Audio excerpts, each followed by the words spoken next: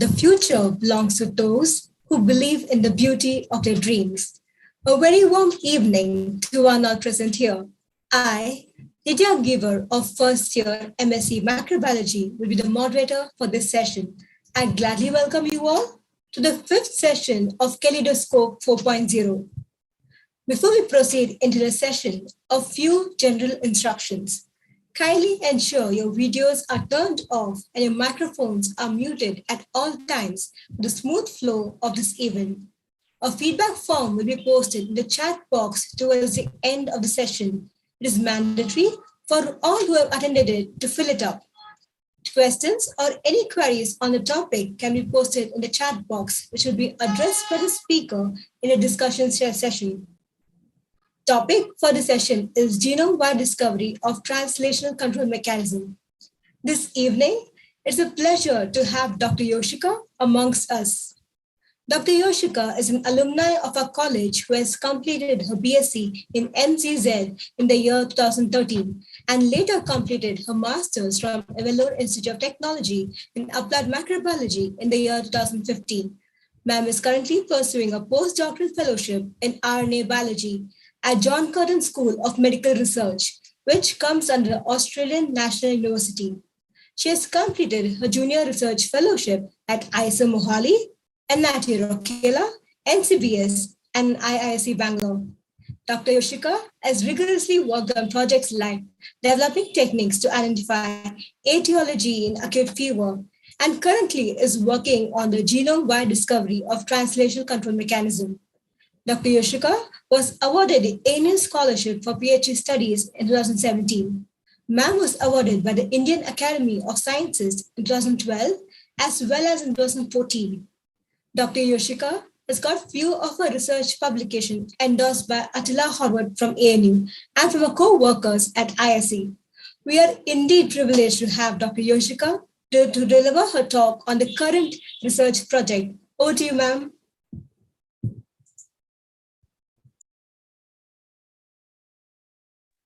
Thank you, Lydia. Thank you for the wonderful introduction.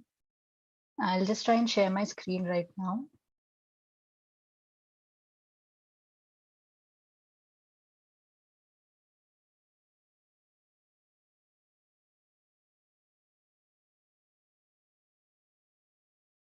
Okay, so can you all see the right screen? So it's full screen, right? If you can just indicate. Yes, Yoshika. Okay, so I will just begin straight away. So thank you very much, firstly, for inviting me to speak at this symposium. It's truly an honor to be speaking to my alma mater once again and to interact with all of you all.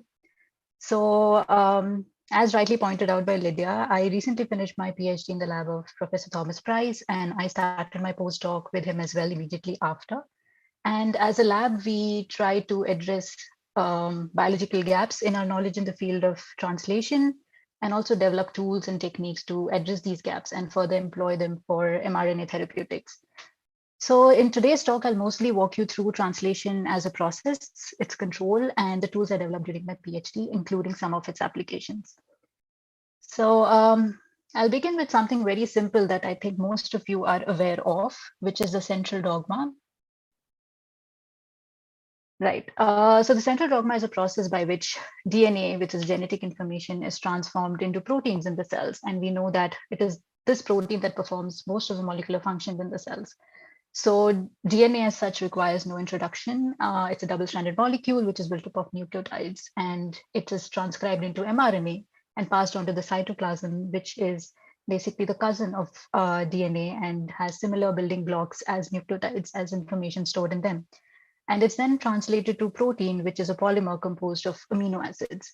So each of these processes described here are highly complex, unlike depicted here, and it involves many more control steps that are important for gene expression programming.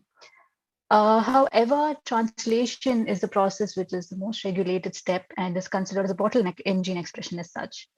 So to look at the process itself, we could think of this process much of a march of an adapter molecule, which is a tRNA, over a linear template of mRNA.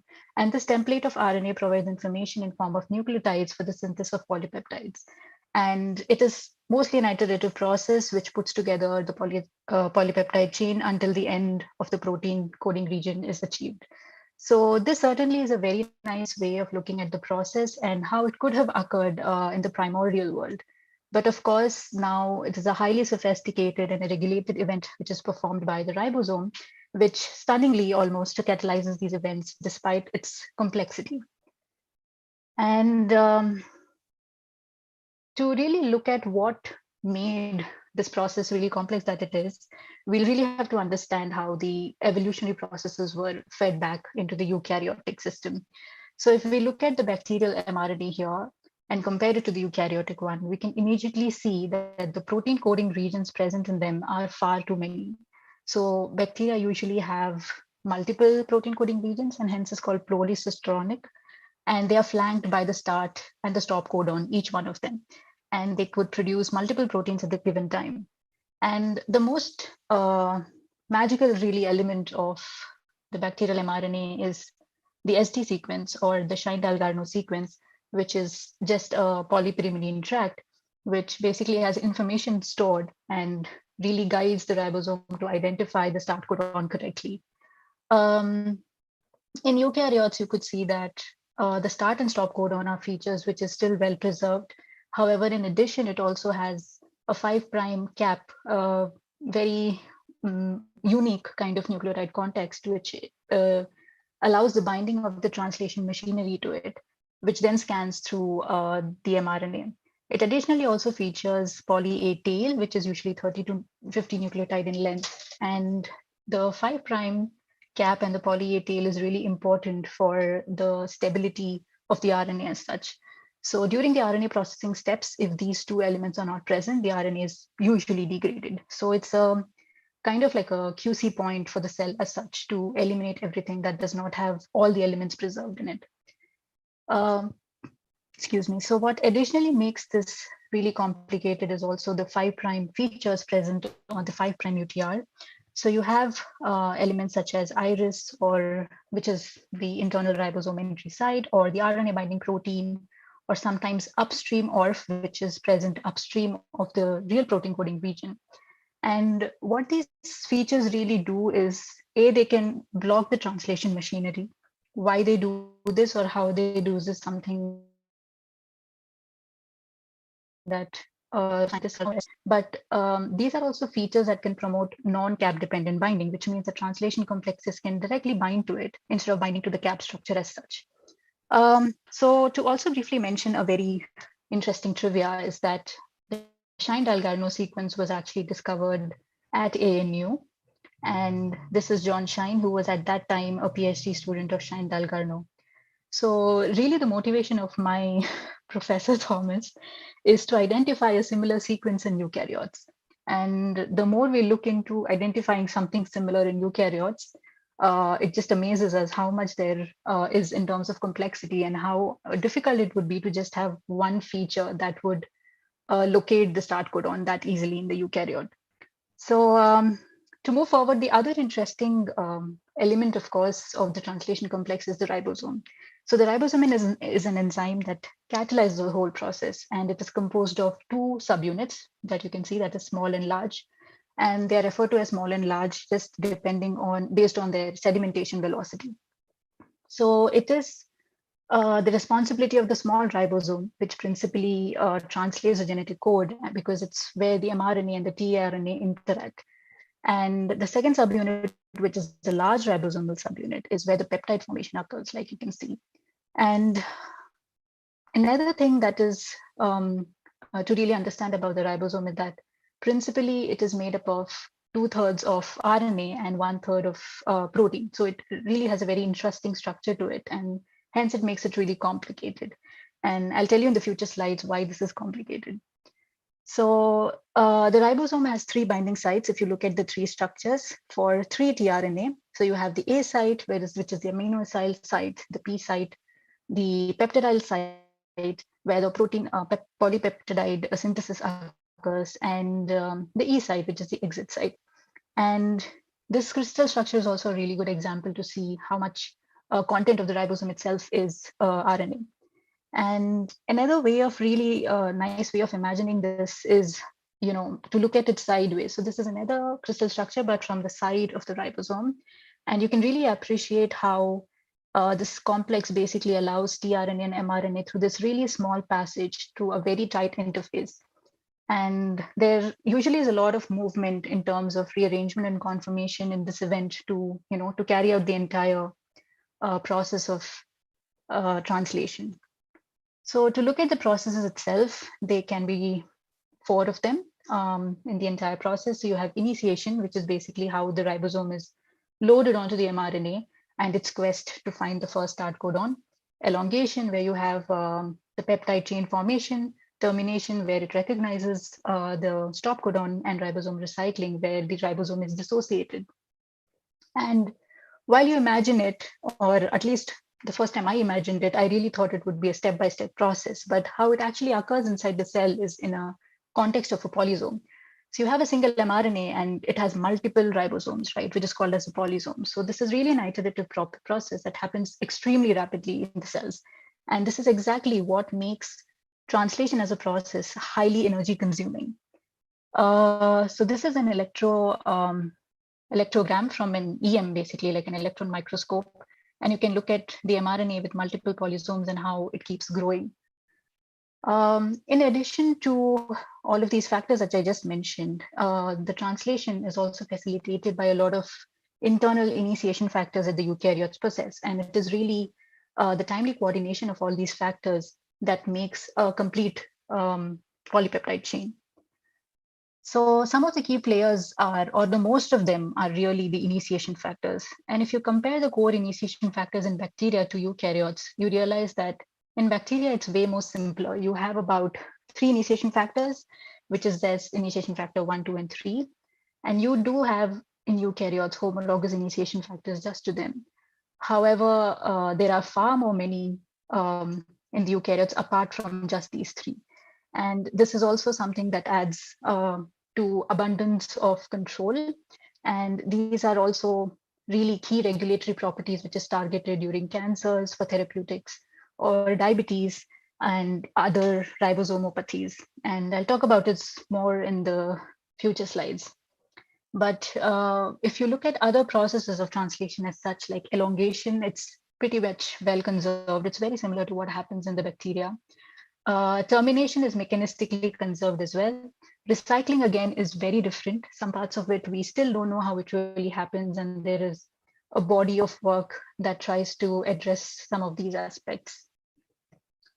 So to put it all together and to get a bird's view eye on the process of translation, this is how it looks. So quite funnily, this is a figure from our lab, like a paper that we published in Nature. And we say that this is a simple way of looking at the process, but who are we kidding, right? It's not simple. I mean, look at it. So if you think this is too long, you didn't read it, and this is just getting more complicated, I have you covered. So let's look at it in a very simple way. So for instance, a closed loop complex can form an mRNA. So at the 5' end, you have the interaction of initiation factor 4G, which is a scaffold protein, which binds to 4E and 4A. And the PAB1 protein interacts both at the with the poly-A tail at the 3' end and the 5' end as well, hence forming a closed loop. And in addition, a 43S complex can form via the interaction of host initiation factor 2 in its GTP form that basically recruits the met tRNA to form the ternary complex along with the small ribosomal subunit, which is the SSU. So this together forms the complete scanning complex, and the scanning complex then scans the mRNA from the 5' to 3' direction until it recognizes the first start codon. So initiation is completed by the joining of the large ribosomal subunit to form an elongation capable complete ribosome. And this is followed by elongation, termination, and recycling. So since my own body of work is to do with translation initiation, I'll only be discussing about that in detail, and I'll just skip the later parts for another talk, I guess. So to move on, all the phases of translation, of course, are equally controlled. They are all dynamic processes and they are all highly regulated. But the scanning process as such is mostly regulated because of a lot of structural elements that I showed before, like the upstream URFs or the RBPs and the iris structures. And we have, so in our lab, we try to kind of study most of them as target points. And we also study them in different model organisms like yeast and mammalian cell lines and sometimes even mice. So Yu Ting, who is a PhD student, is currently studying the formation of closed loop as such. So the formation of closed loop in vivo was also first shown in our lab a few years back. And she now tries to look at how different formation of the closed loop model could contribute to translation regulation as such. And we were also looking at, so Yang, who's an honor student, basically looks at the formation of closed loop under glucose starvation conditions. And I, for my PhD, studied the dynamics of translation regulation during during glucose starvation in yeast. And Attila, who closely works with me because he does most of the bioinformatics, also looks at translation dynamics using machine learning processes. Then we have Marco, who primarily uses HeLa cell lines as models. And he looks at M5C, which is basically a type of methylation that occurs in the cytosines and how that can contribute to the translation as such. And then we have Lithin, who studies regulation of gene expression by RNA binding proteins. And he studies this in context of cardiac biology. Excuse me.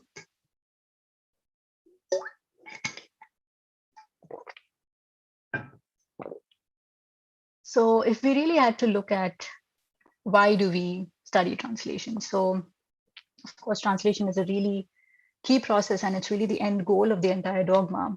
Therefore, it naturally dictates a lot of processes such as cell growth, differentiation, proliferation, you name it.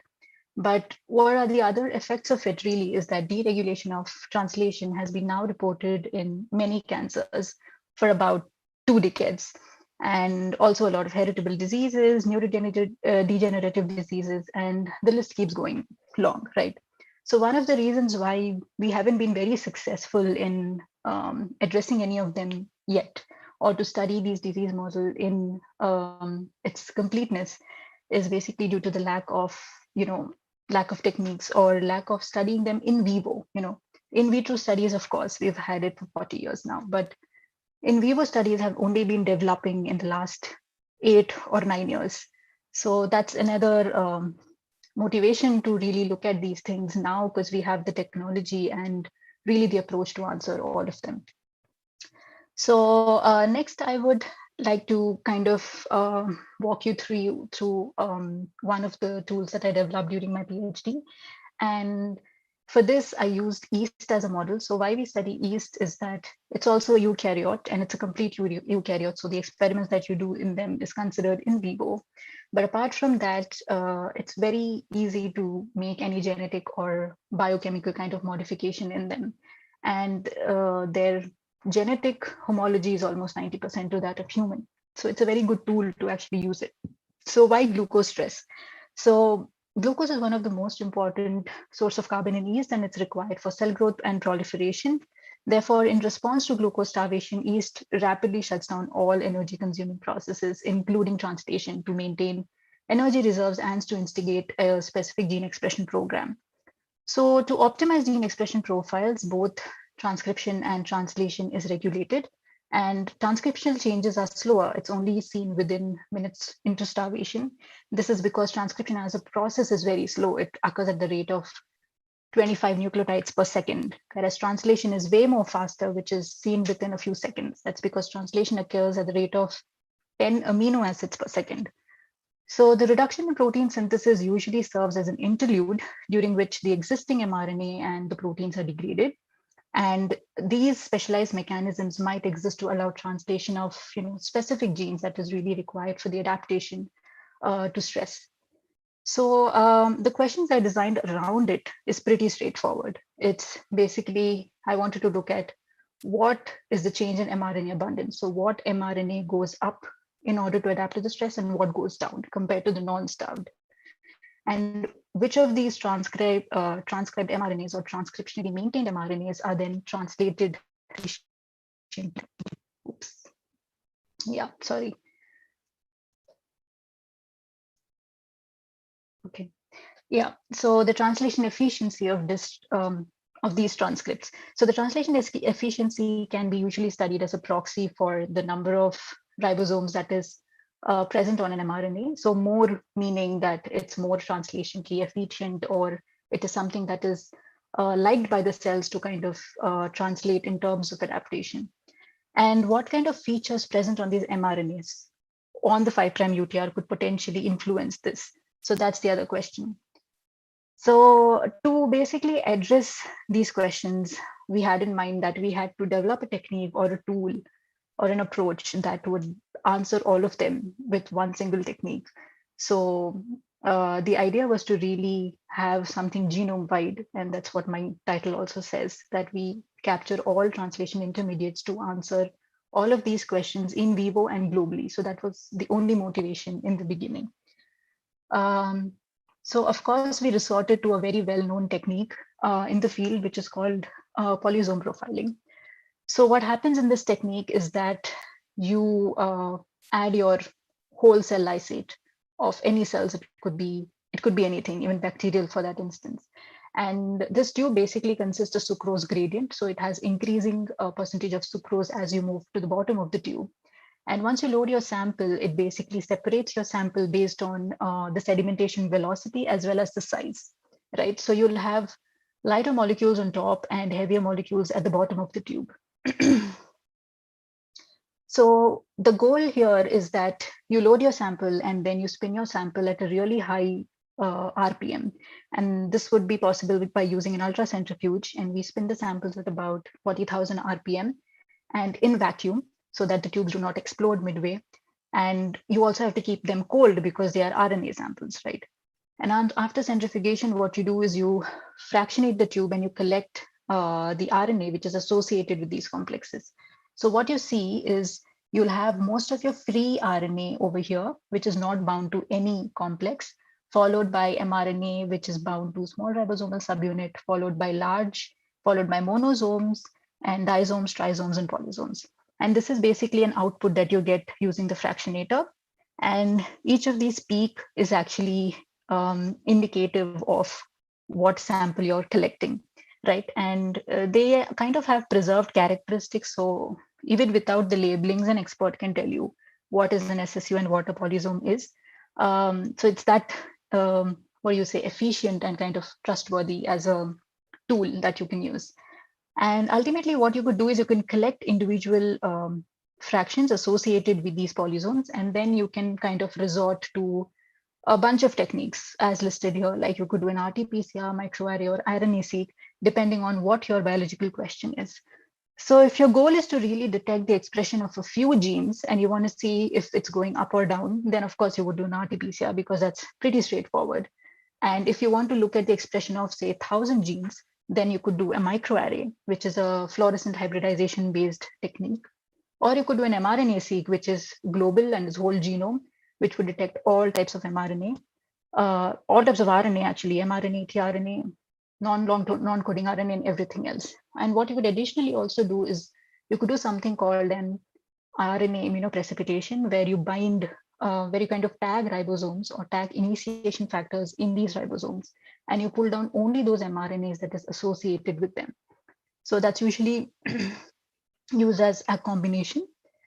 So how I initially used this technique was to simply look at capturing rapid changes between the starvation conditions. So I had 3 conditions. One was non-starved, one was starved for 20 seconds, and the other was starved for 30 seconds. And they were starved of glucose, right? So, and additionally, I also thought that it made sense if I was somehow able to fix these ribosomes in their native state. So this is important because spinning your samples can really disrupt a lot of its native state. So ribosomes could fall off, or there could be degradation of your RNA and things like that. So you somehow had to make sure that you're looking at the mRNA, which has the ribosomes intact in place. So there are very many ways of doing this. Of course, you can use antibiotics, which, we know that how antibiotics target translation. That is what we have in terms of antibiotics for most of the bacterial infections. But what these antibiotics usually do is they capture or they fix complete ribosomes, which has to be a monosome onto the mRNA. So you can only capture them, but other translation intermediates, such as your small ribosomal complex or your disomes or your trisomes, are usually not bound to the mRNA anymore. So we resorted to something very simple, which is formaldehyde. And with all the biochemistry that I had learned all my life, I'd learned that formaldehyde is a really convincing chemical which will basically fix your sample, basically make covalent bonds between any protein and RNA, right? So this was easy because it does not disturb the native state and it can be done in a steady state as well. So that is basically what we did. And this is now optimized for mammalian cells as well in our lab. So this is a quite cool technique, I would say. So once you have your cells fixed, you would have something like this. So you'll have mRNA with ribosomes in their native position, wherever they are, basically in the mRNA, they would just stay like that. And then you would do your routine polysome profiling. And this is something, the polysome graphs that you get, similar to what I showed you in the previous slide.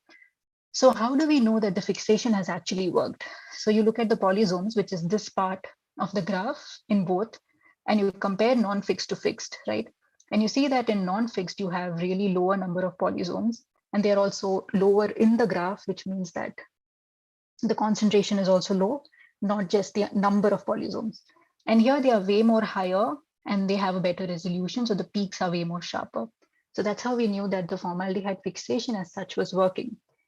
And the other thing to really compare here is to compare your non-starved to stress. So how do you know that the translation is being affected during starvation condition? So this is your first clue, because you see lower number of polysomes here compared to here, which is your control, basically.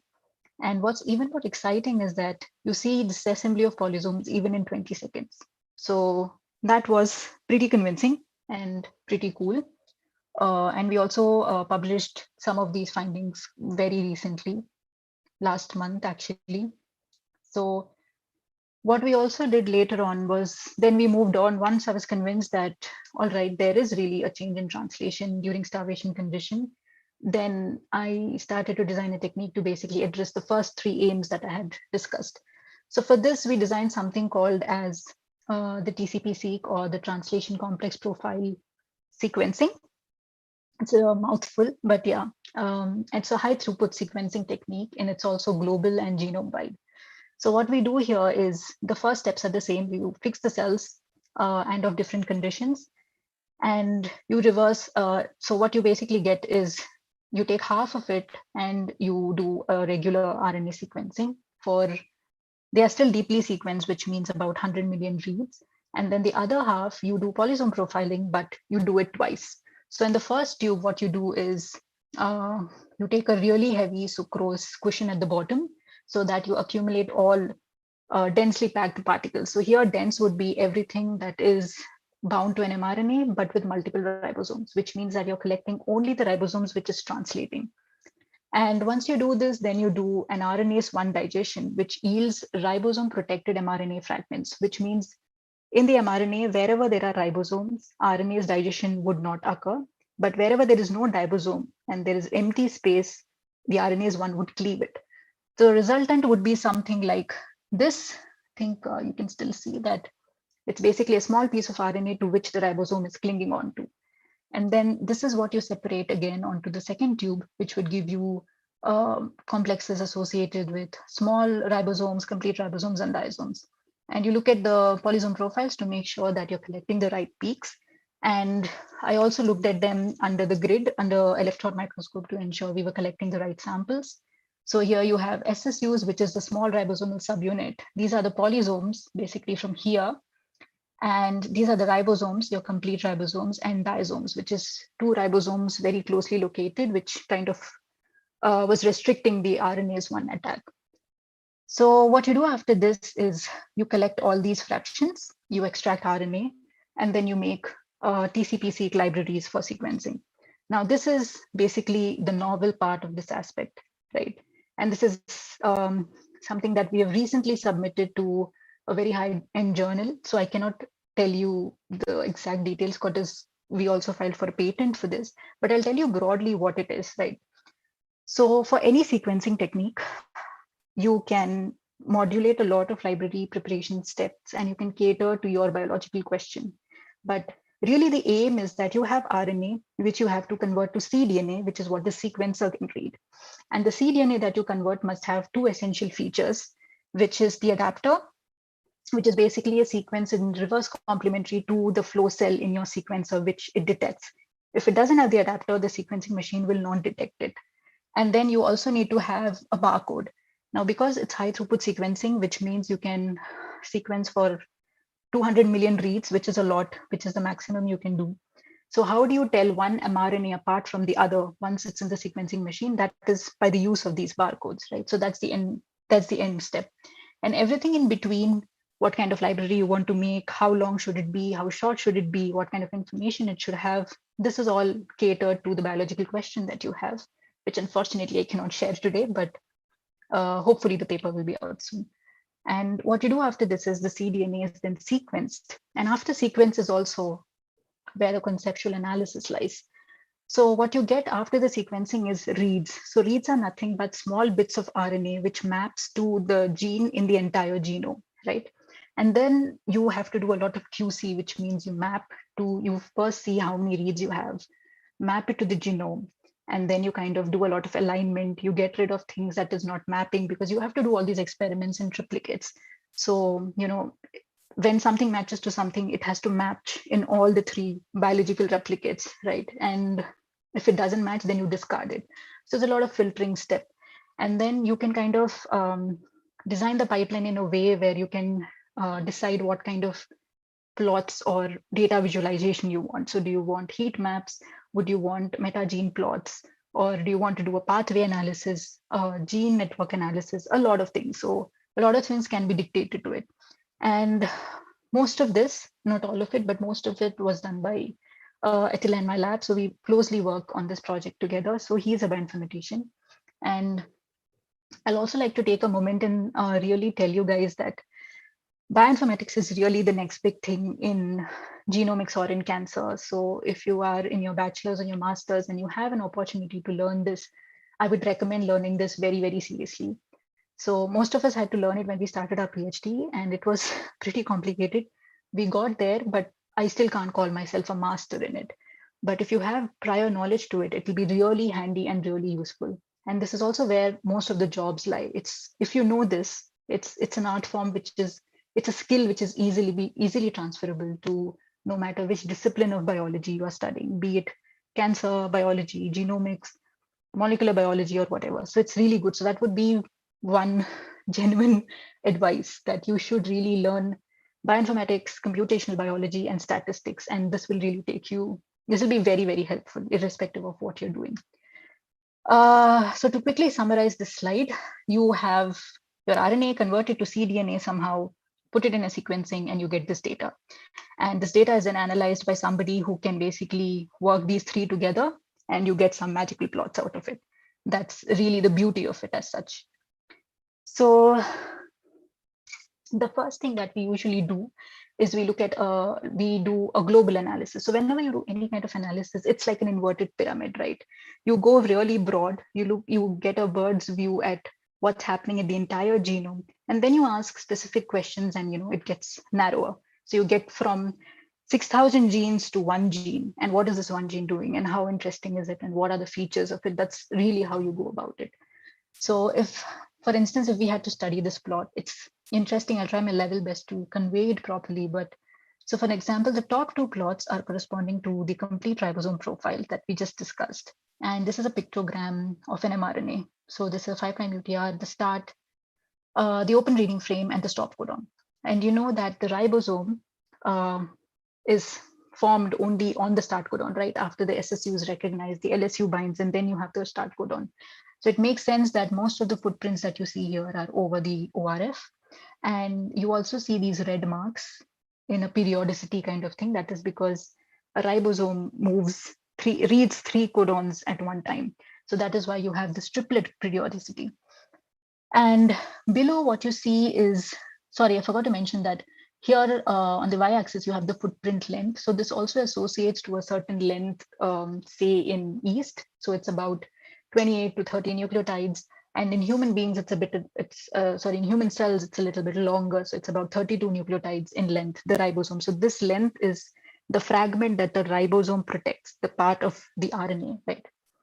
And the one that is protected by the SSU itself comes in 3 different sizes. So you have one at 17 or 19, it changes, 29 and 37. And these really signify the different stages of where the SSU is over the mRNA. And also another interesting feature to observe these lines here, which we call the comet's tail. And these are really footprints coming from the initiation factors, which is bound to the small ribosomal subunit. And why? So this is, of course, an assumption that it's probably present like this because you see it only here. If it was in front of the SSU, you would see this here in front over the AUG, but that's not where you see it. And why we think it's here is basically to avoid the backsliding of the SSU over the mRNA. So that is broadly looking at what the data is telling you and how to interpret it. And the second way of really interpreting, this would be the first aim, which is to look at what mRNAs are upregulated and downregulated. So how you define upregulation and downregulation is, again, a lot of statistics. So you would basically statistically define that any change compared to the normal condition, any change which is 1.5 times more is an upregulation. So 1.5 and above is a change here, is an upregulation, and 1.5 times below would be a downregulation. So here everything in red is an upregulation and blue is a downregulation and yellow means no change.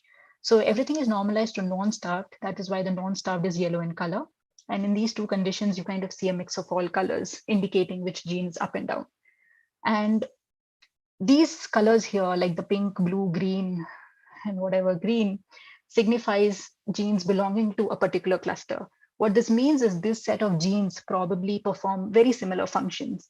And that is what is interesting, because though they perform very similar functions, they are rapidly changing between 20-second and 600-second starvation, which is 10 minutes.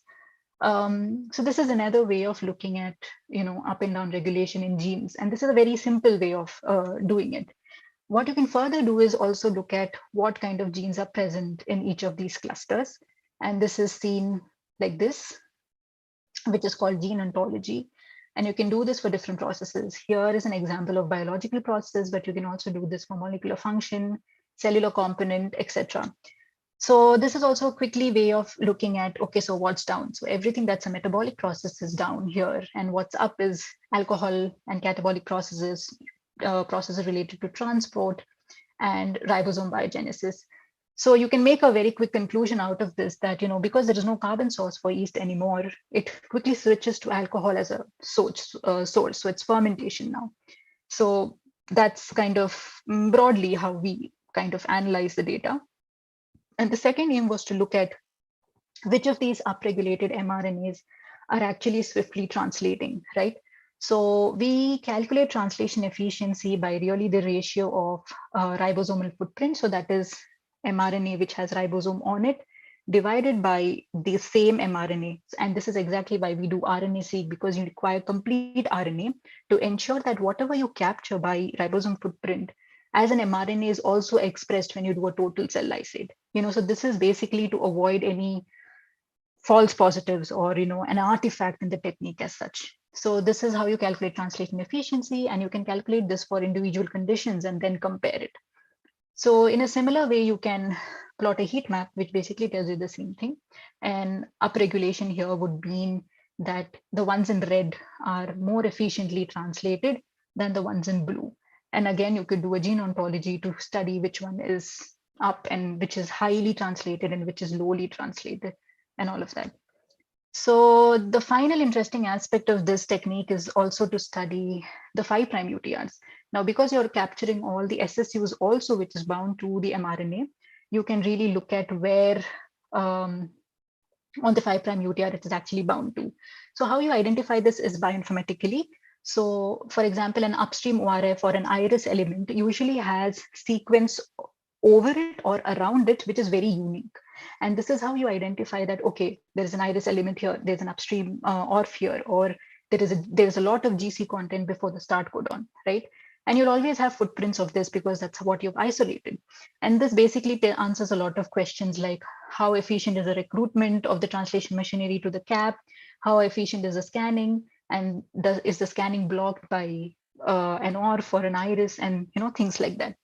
So a very quick way to again look at it globally is to calculate something called the peak coverage, and that is really calculated like this. So you would have footprints of your scanning SSUs across 5' UTR, and you kind of calculate a ratio like this. And then you can rank this ratio. So this ratio would be spanning from 0 to 1, and this is the mRNA rank. So here we have exhibited about 1,200 RNAs, and these are all RNAs which is either up or down regulated in terms of translation efficiency, right? So anything that is blue would mean that they are mostly found on the 5' UTR, which means that they are somehow stuck, probably due to one of these genetic roadblocks, or they are present on the start codon, which means that they are probably successfully translating, right? But still don't have the large ribosomal subunit bound to it. So they are somehow accumulating there.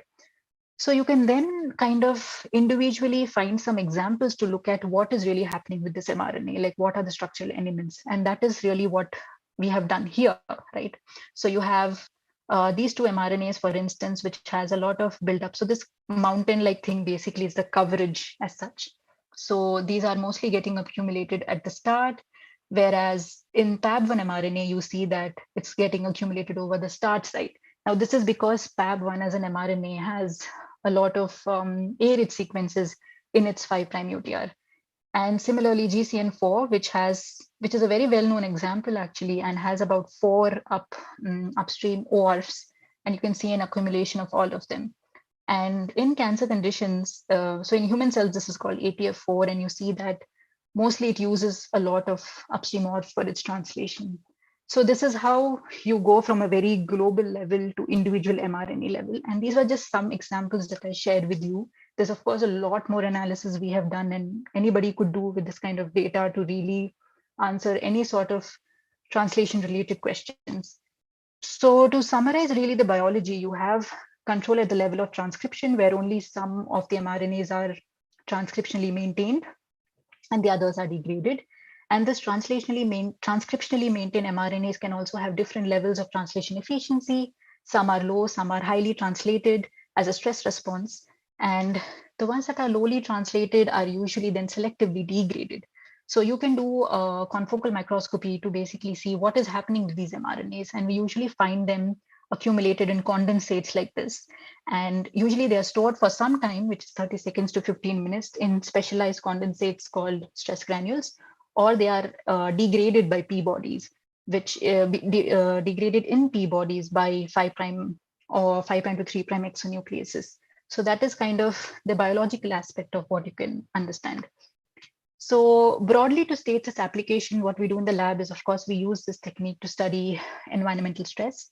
And in higher eukaryotes, like with the human cell lines, what we do is we study aging. And in aging, we mostly study really the function of mTOR pathway and how it can regulate translation as a process.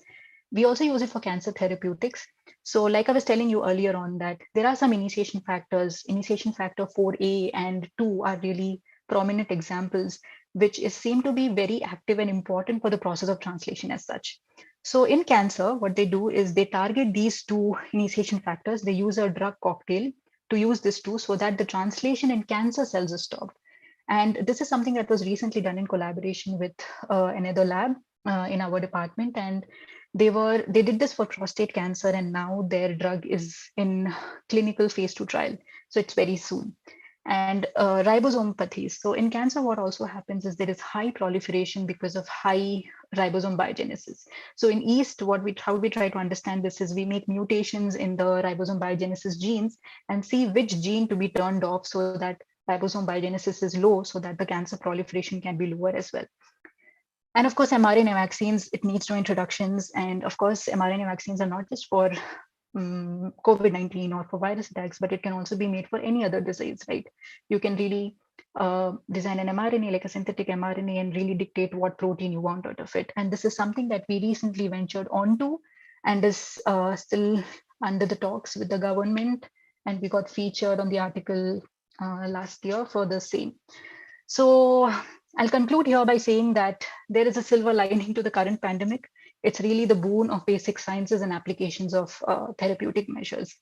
And I would like to thank my lab.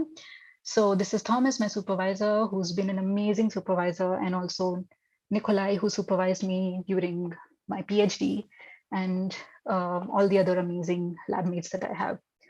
So I'll stop here and probably take a few questions, and I then have some general advice for anybody who would want to pursue academia. I'll need 5 minutes to walk through this, but I'll probably pause now first for questions. It was indeed an insightful talk. By the session, we saw how concepts like translation could be scaled up and put more into a practical approach. Ma'am, also you took us to how to design and conduct our own experiments, which definitely would have alerted some young researchers among us. And we'll definitely keep in mind about the valuable advice you shared about bioinformatics. We're deeply thankful to Dr. Yoshika for accepting our invitation and for the profound talk. Now the floor is open to discussions. You can post your questions or any queries in the chat box, which will be put forward to the speaker. Yoshika ma'am, we have the first question from Dr. Beatrice ma'am. Right. Mm-hmm. Have you looked at the translation mechanism in the cancer cells and compared it with the normal cells for looking at inhibitors for the mRNA?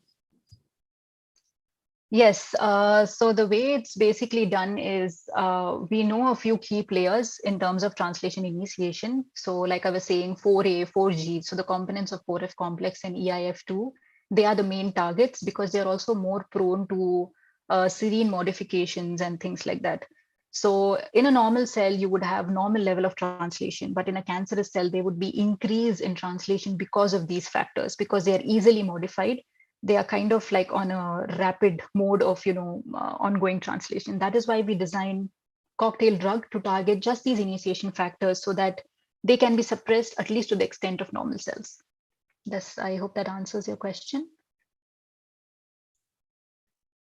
Thank you, ma'am. Thank you, Yoshika. Yes. Yeah, thank you, ma'am. Ma'am, the next question is from Dr. Vajit. Yeah. Should I read it or? Yes, ma'am, I'll read it for you. I want to ask if this dictates mRNA maintenance. What it takes mRNA maintenance? You mentioned about the translation to maintain mRNA and the one that degrades immediately. Right. So in general, this is talking about the normal state. What happens is once before the mRNA is translocated into the cytoplasm, you have the addition of the 5' cap and poly-A tailing, and all of this happens co-transcriptionally. So it's not like a one-step event. While the mRNA is synthesized, like the heterogeneous mRNA is synthesized, the co-transcriptional machinery is working actively. So one of the key elements is that when an mRNA has several isoforms by mistake, by an error of the cell, it's immediately degraded by the degradation machinery. Or if it doesn't have 5' cap or poly-A tail, it's immediately degraded. But sometimes this is also missed out. And this is also something that is why we have long non-coding RNAs. This is how they are made because of splicing variation. And this is also something that's extremely a hot topic in research as such. But in terms of, if you're talking about how mRNAs are maintained during stress condition, it's really the cells trying to transcribe the ones that is important to deal with stress, and the others, they are just not transcribing. So this information, of course, is way before transcription. So it's the epigenetics. So they select which transcription factor, which promoter needs to be coded for the cell to survive. So that's how it occurs. So degradation happens co-transcriptionally. I hope that answers your question, sir.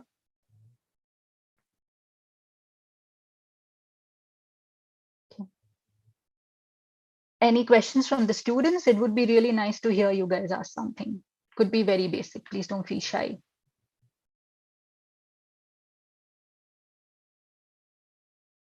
Ma'am, I have a question. Sure.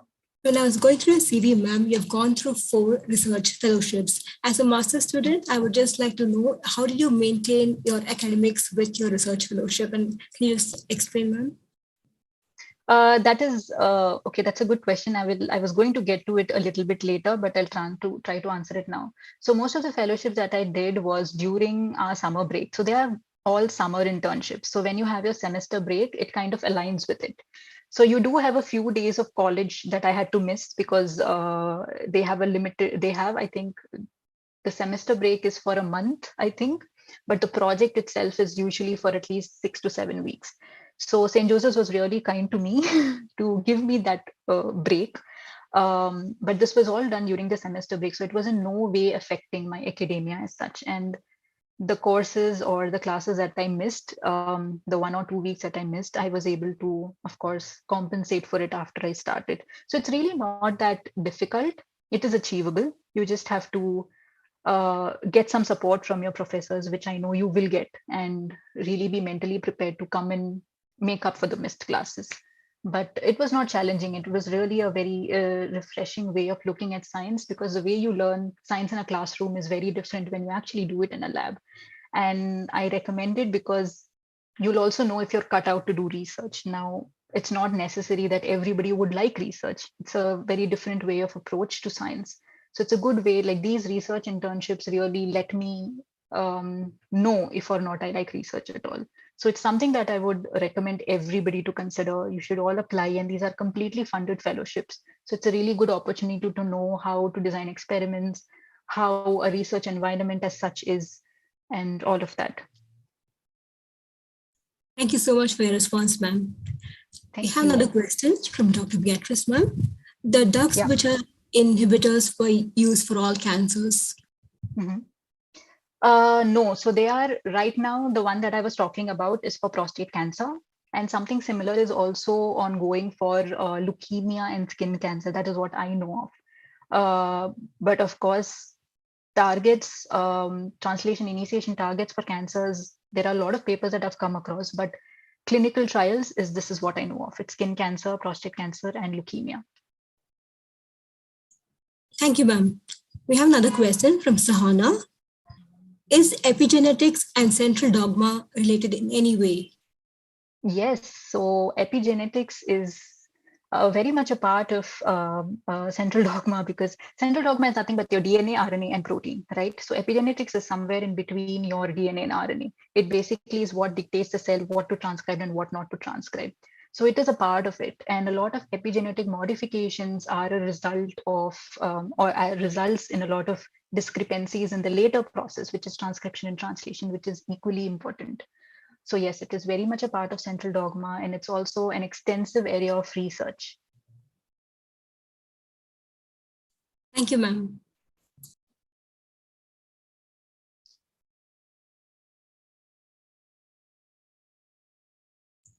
Is there any more questions?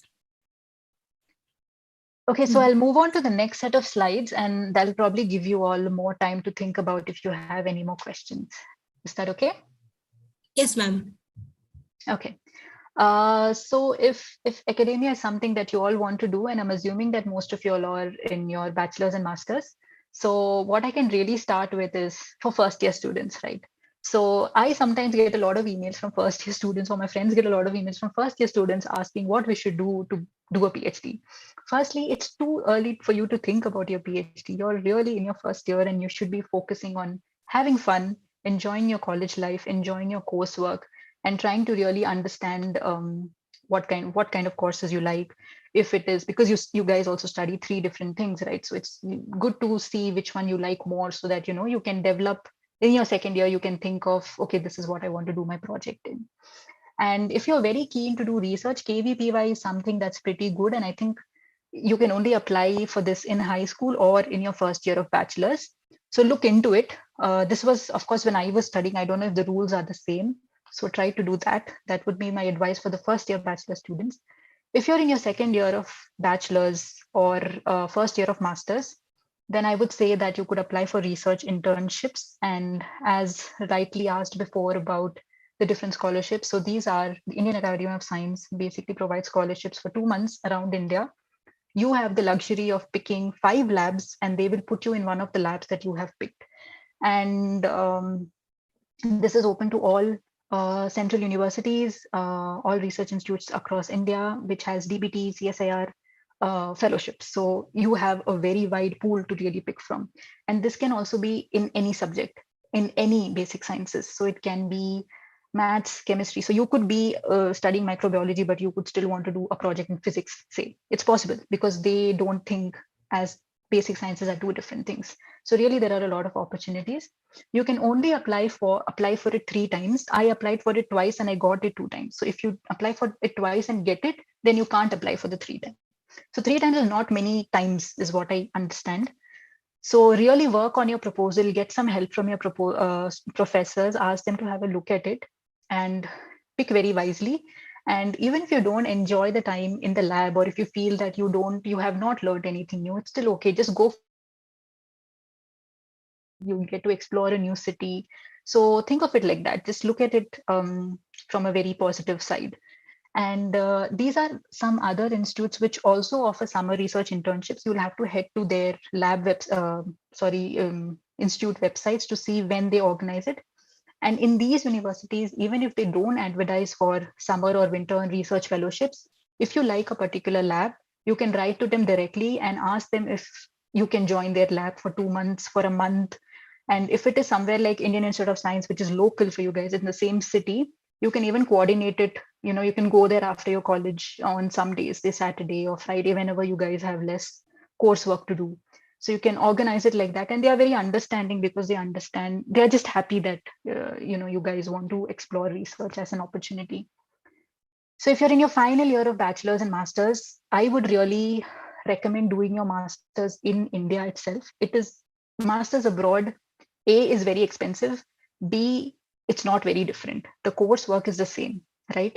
And the only different part is this research aspect, which also you can explore in India. There are a lot of research opportunities in India. Save your money, do your master's from India. Don't have to go abroad for that. And if you're preparing for doing a PhD in India, you should really prepare for all these entrance exams. And I'm sure everybody in the department will guide you through it. Start preparing for exams. That is what would be my recommendation. And I would suggest giving UGC net just for fun of it, because you will know how good you are in the subject. So the second time around, you can prepare well. First time, go with 50% preparation. Second time, go with 200% preparation. This is what I did.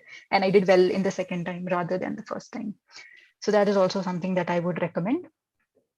And for final year bachelor's and master's students who want to go abroad. So yesterday I heard Vajit sir telling me, and Beatrice ma'am also telling us, that there is going to be a change in course. So your 3-year degree is now going to become 4 years, which will be considered equivalent to honors. This, according to me, is a very good thing, because this is how things are in Australia. And this will save you a lot of time, which means that after 4 years, you don't have to do a master's if you have already decided you want to do a PhD. So you can directly apply for PhD scholarships. At least in Australia, that's the rule. So this is a very good thing. And in some universities, even in Australia, they will consider you, if you have enough research experience and a very good GPA, they will consider you for a PhD right after your bachelor's. You don't have to do a master's. So explore what these universities are.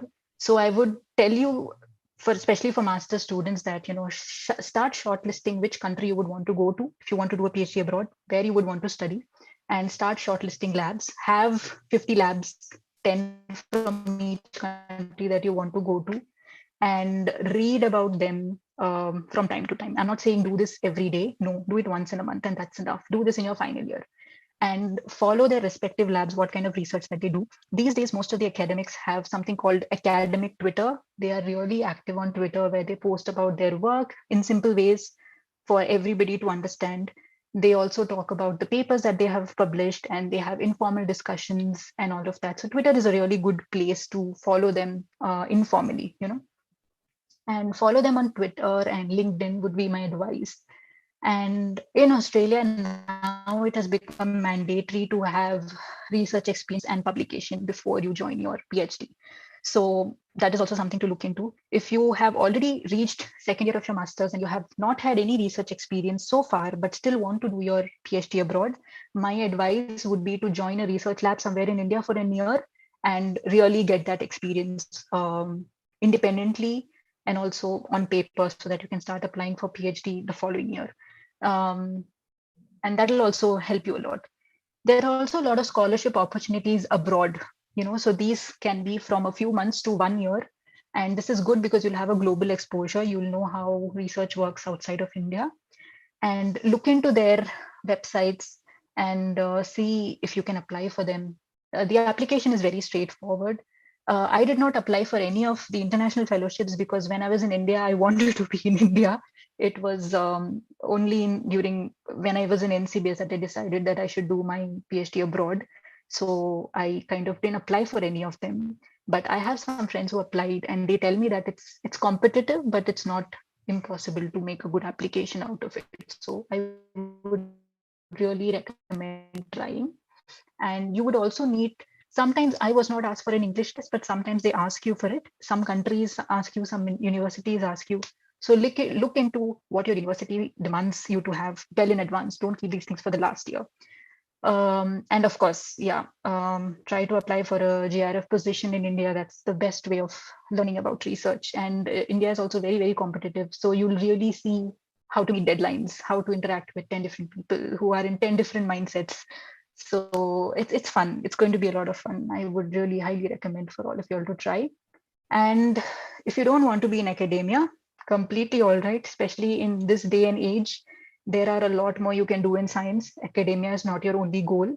There are a lot of alumni from St. Joseph's, my own batchmates, who are now at industries in different parts of the world.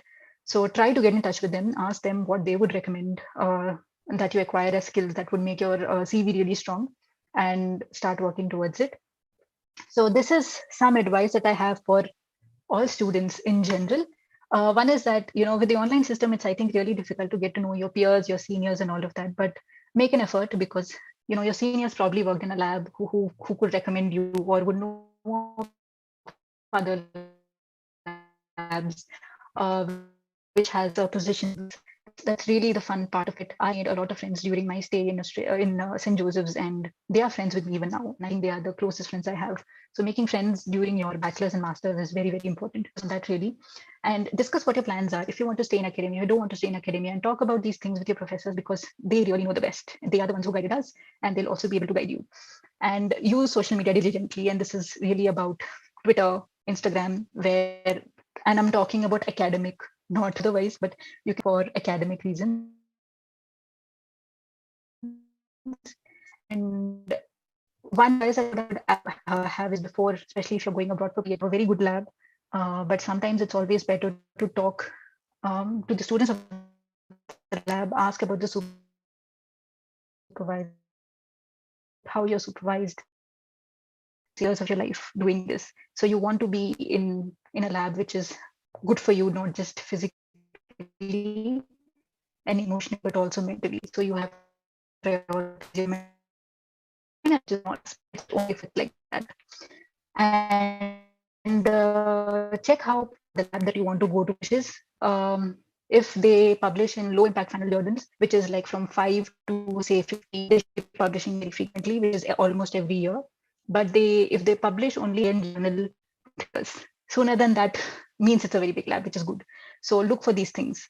And also don't pick a lab based on what is feel that you will achieve a lot in life only if you studied cancer, or I don't know, COVID now.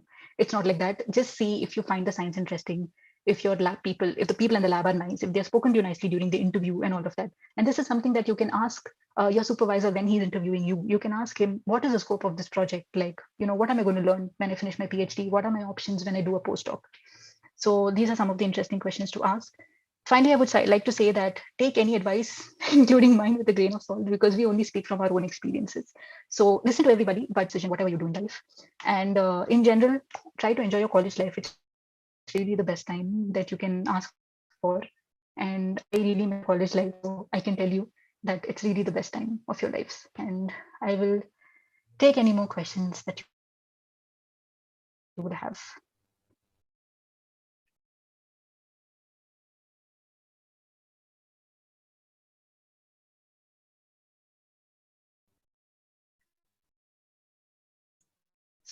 So no more questions, yes? I guess not, ma'am. All right. All good. Then I would just like to express my thank you once again to everybody, especially to Jyoti ma'am and Bajit sir for giving me this opportunity again to interact with you all. It's been really nice. Thank you. With this, we conclude the discussion session. Thank you, ma'am, for the responses. It was truly an informative session. I'm sure we will definitely consider those valuable advices. The feedback form has been posted in the chat box. Kindly fill the same within an hour. Requesting all the participants to turn on their video for a quick picture.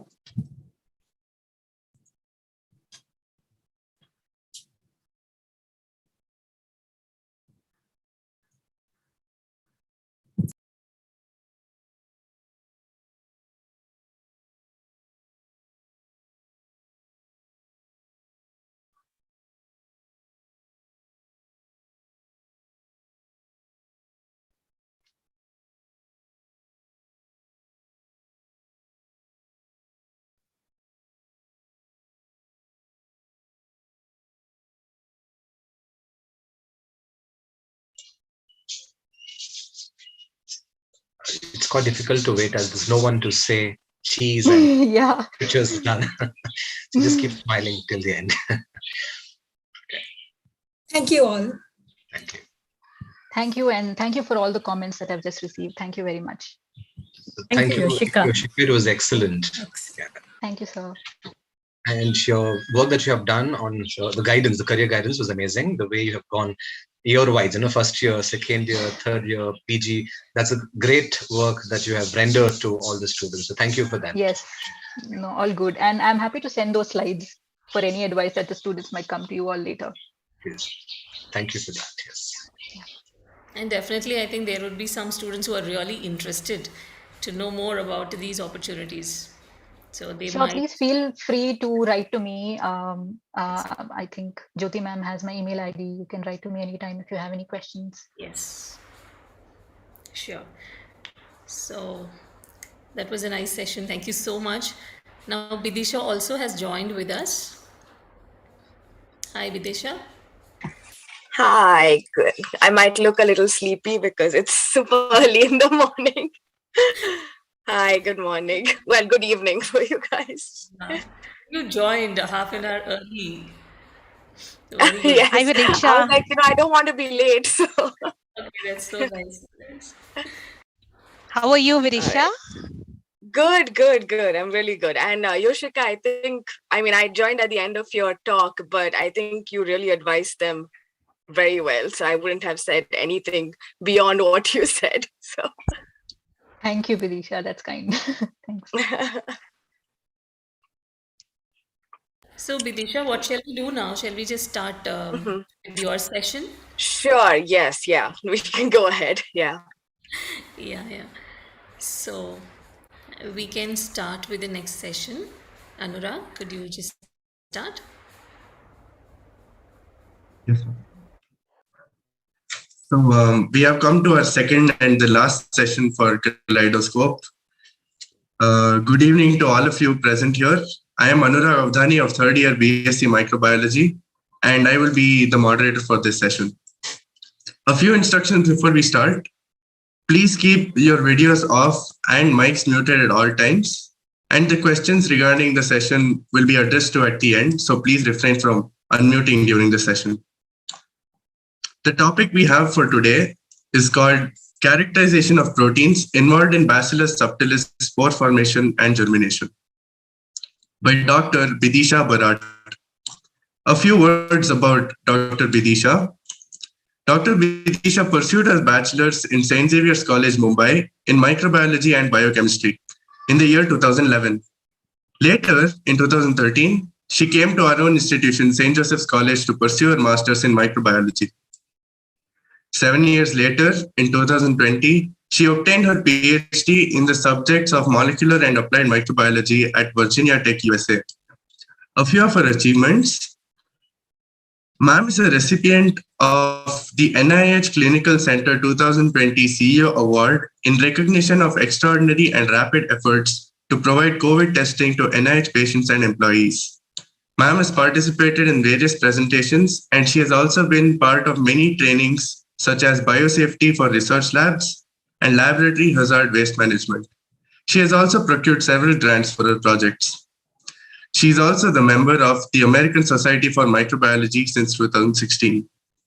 Currently, she's working as a postdoctoral fellow at the National Institute of Health in the Department of Laboratory Medicine, Maryland, USA. Ma'am, you are truly a model to aspire to for all us undergraduates studying life sciences. So we are delighted to have you here today, and over to you, ma'am. Thank you. All right. Thank you for this kind introduction. It often feels weird to listen to these achievements. It's very normal here. So yeah. But yeah, I'll be glad to guide you all in whatever you all need. And whenever you all want, I can start with my presentation.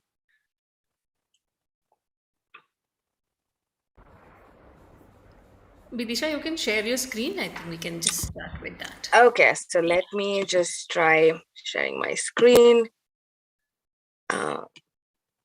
Okay, let me know if you can see it.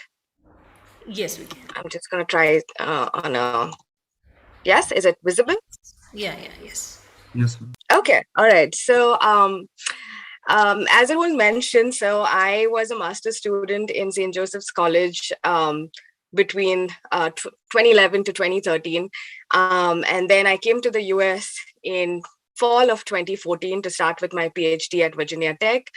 And usually when you start with your PhD in the US, you start with lab rotations in 3 different labs, and then you choose your lab based on your preference. And if the professor wants to take you, you decide on your lab, and that's your lab for the next about 5 years. So it takes us slightly longer in the US to finish your PhD, between 5 to 6 years, because your first 2 years, it's usually doing a lot of coursework. So you're often repeating some of the things that you did in your master's in India. So that's why it takes slightly longer in the US.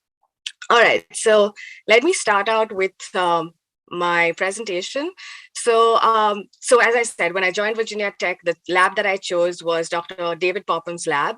And our lab worked with both Bacillus subtilis as well as Bacillus anthracis spores. And most of my work was around Bacillus subtilis spores. And my dissertation was titled Characterization of Proteins Involved in Bacillus subtilis Spore Formation and Germination. So I wanted to start out with a little bit of introduction. So as most of you all know, Bacillus subtilis is a very well-known gram-positive organism, and it is often found in different sets of the environment, the soil, air, everywhere. It is non-pathogenic, but the most important feature of Bacillus subtilis is its capability to form metabolically dormant endospores when faced with unfavorable conditions in the environment. So this endospore structure allows Bacillus subtilis to become highly resistant to heat, UV radiation, toxic chemicals, as well as lack of nutrients. And in this way, Bacillus subtilis can survive for thousands of years, and it is very difficult to destroy these spores. So although Bacillus subtilis is non-pathogenic, there are other spore formers like Bacillus anthracis or Clostridium perfringens that are very pathogenic and can cause diseases like anthrax as well as food poisoning. So research into understanding spore formation as well as spore germination will help in designing better spore therapeutics in the future. All right, so now, the entire process of spore formation takes about 6 to 8 hours to complete, and it is a very well-coordinated process. So let me briefly take you through some of the morphological changes that happens during the process of spore formation. So once the Bacillus subtilis vegetative cell decides to sporulate when it faces these unfavorable conditions in the environment, the first step is the asymmetric division, dividing the vegetative cell into a larger mother cell compartment and a smaller 4-spore compartment. This is then followed by the engulfment of the 4-spore completely by the mother cell, such that it now exists as a free-floating entity within the cytoplasm of the mother cell. Now, at this point, the 4-spore is surrounded by 2 membranes, and an inner membrane and an outer membrane. And also the mother cell and the 4-spore, they start to communicate to form the various protective layers of the spore. So this is then followed by the synthesis of a spore cortex peptidoglycan layer, which is formed between the inner and the outer membrane of the 4-spore. And then you have the synthesis of a proteinaceous spore coat, which is synthesized around the outer membrane of the 4-spore. Eventually, the spore starts undergoing various maturation properties where it starts developing its heat resistance properties, its chemical resistance.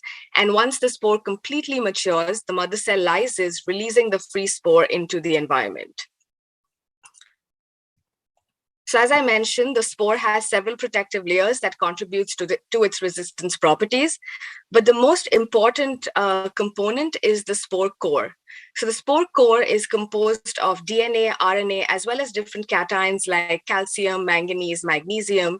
But the most important substance within the core is a substance known as dipicolinic acid. So this dipicolinic acid, it forms a complex with calcium ions within the spore core, and it pushes out any water that might be present. So it makes the spore very dehydrated. So there's no enzymatic activity within the spore. And this complex of calcium and dipicolinic acid, they contribute to the stability as well as the heat resistance of the spore. So coming to spore germination, once favorable conditions return to the environment, nutrients that are known as germinants are sensed by certain specific nutrient receptors that are present within the spore's inner membrane. And this results in activation of spore germination and return to vegetative growth. Now, the entire process of spore germination is further subdivided into two stages. During stage 1, there's a rapid release of cations from the spore core, and there's release of the calcium and dipicolinic acid. And there's also a partial rehydration of the core. Now, during stage 2, there's breakdown of the spore cortex and release of peptidoglycan fragments, and there's further rehydration of the core, and the spore starts losing most of its resistance properties. Eventually, the spore outgrows into a vegetative cell, and there's resumption of metabolic activities. Now, when you look at a dormant endospore under the microscope, it appears to be completely phase bright. This indicates that this is a proper dormant spore. Now, as the spore starts germinating, it goes from phase bright to phase dark, eventually outgrowing into a vegetative cell. Now, the best way to kill spores or destroy spores is to get them to germinate so that it converts back into a vegetative cell, and then you can use your regular chemical methods to destroy the vegetative cell. So although this might sound very straightforward, there's a lot that we actually don't know about the process of spore germination, specifically with respect to the signaling cascades and the proteins that are involved in this germination pathway. And this is where most of my research is focused on, where we're trying to find out additional or new novel proteins that are involved in this pathway that can be targeted in the future. All right, so when I joined grad school, the first project that I started working on was looking at the role of putative ion transporters in Bacillus subtilis spores. So delving into the project, so why are metal ions important for spores? So metal ions, they act as catalytic activators of various enzymes that are involved in this process of spore formation. And also during the later stages of spore formation, a lot of these ions like calcium, manganese, magnesium, they get accumulated within the spore core, and they contribute to the heat resistance of the spore. So, so metal ions are very important, and understanding how they are getting transported is also very important.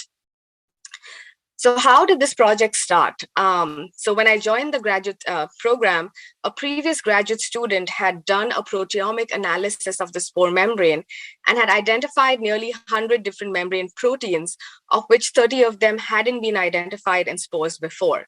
Now, out of these newly identified 30 proteins, 6 of these proteins were similar to known cation transport systems and were present in both Bacillus subtilis as well as Bacillus anthracis spore membranes. So we think that these 6 ion transporters might be involved either in the accumulation of ions during the process of spore formation or the rapid release of ions during the process of spore germination. So in the table, you can see these were the 6 hypothetical ion transporters that we were interested in. We were most interested in YLOB, which is a putative calcium transporting ATPase, because as I had mentioned, we have seen how important calcium is to form that complex with dipicolinic acid and how well it contributes to stability and resistance. So understanding calcium transport is a very important feature in this project. So once we had these 6 hypothetical genes that we were trying to look at, the next step was to characterize these genes and see what their actual role is. So in order to do this, the first step is always to create deletion mutants of these various genes. And that's what I started out with. And as you can see in the table, so I started out by making single gene deletions of these 6 transporters. And then I started increasing the number of mutations in the different strains, almost going up to a sextuple mutant where all the 6 iron transporter genes were deleted in that particular strain. So once I had all of these different strains, we had to then perform different biochemical assays to see the effect of these mutations on spore formation, stability, and germination. So the first assay that we did was a heat resistance assay to see if these mutant strains were capable of producing heat-resistant spores, as well as the wild-type strain in which there is no mutation. So an interesting observation that we saw was that all the strains that had a YLOB deletion, all of them, they seem to be defective in the production of heat-resistant spores in comparison to the wild-type strain. Now, this could be due to several different factors. So this could be due to either decreased vegetative growth or a low percentage of spore formation or completion of sporulation, or it could even be due to the death of spores. So in order to investigate this further, we looked at the strains under the microscope. So in case of our wild type strain, you can see that almost 90% of the spore population, they are phase bright spores, indicating that they're producing normal endospores by the wild type strain. Now, when you look at strains with the YLOB deletion, so if you look at the picture quite closely, you'll see that nearly 40 to 50% of the spores have already gone phase dark, indicating that strains with the YLOB deletion, they seem to be producing a subpopulation of spores that are unstable. So in order to understand why these strains are producing these unstable spores, we decided to look at the process of spore formation in these mutant strains. So in order to look at or understand spore formation, there are certain specific markers that we measure. So for example, during the early stages of spore formation, when the forespore is getting engulfed by the mother cell, an enzyme known as glucose dehydrogenase is produced, and we assay for the activity of this enzyme as a measure for early stage of spore formation.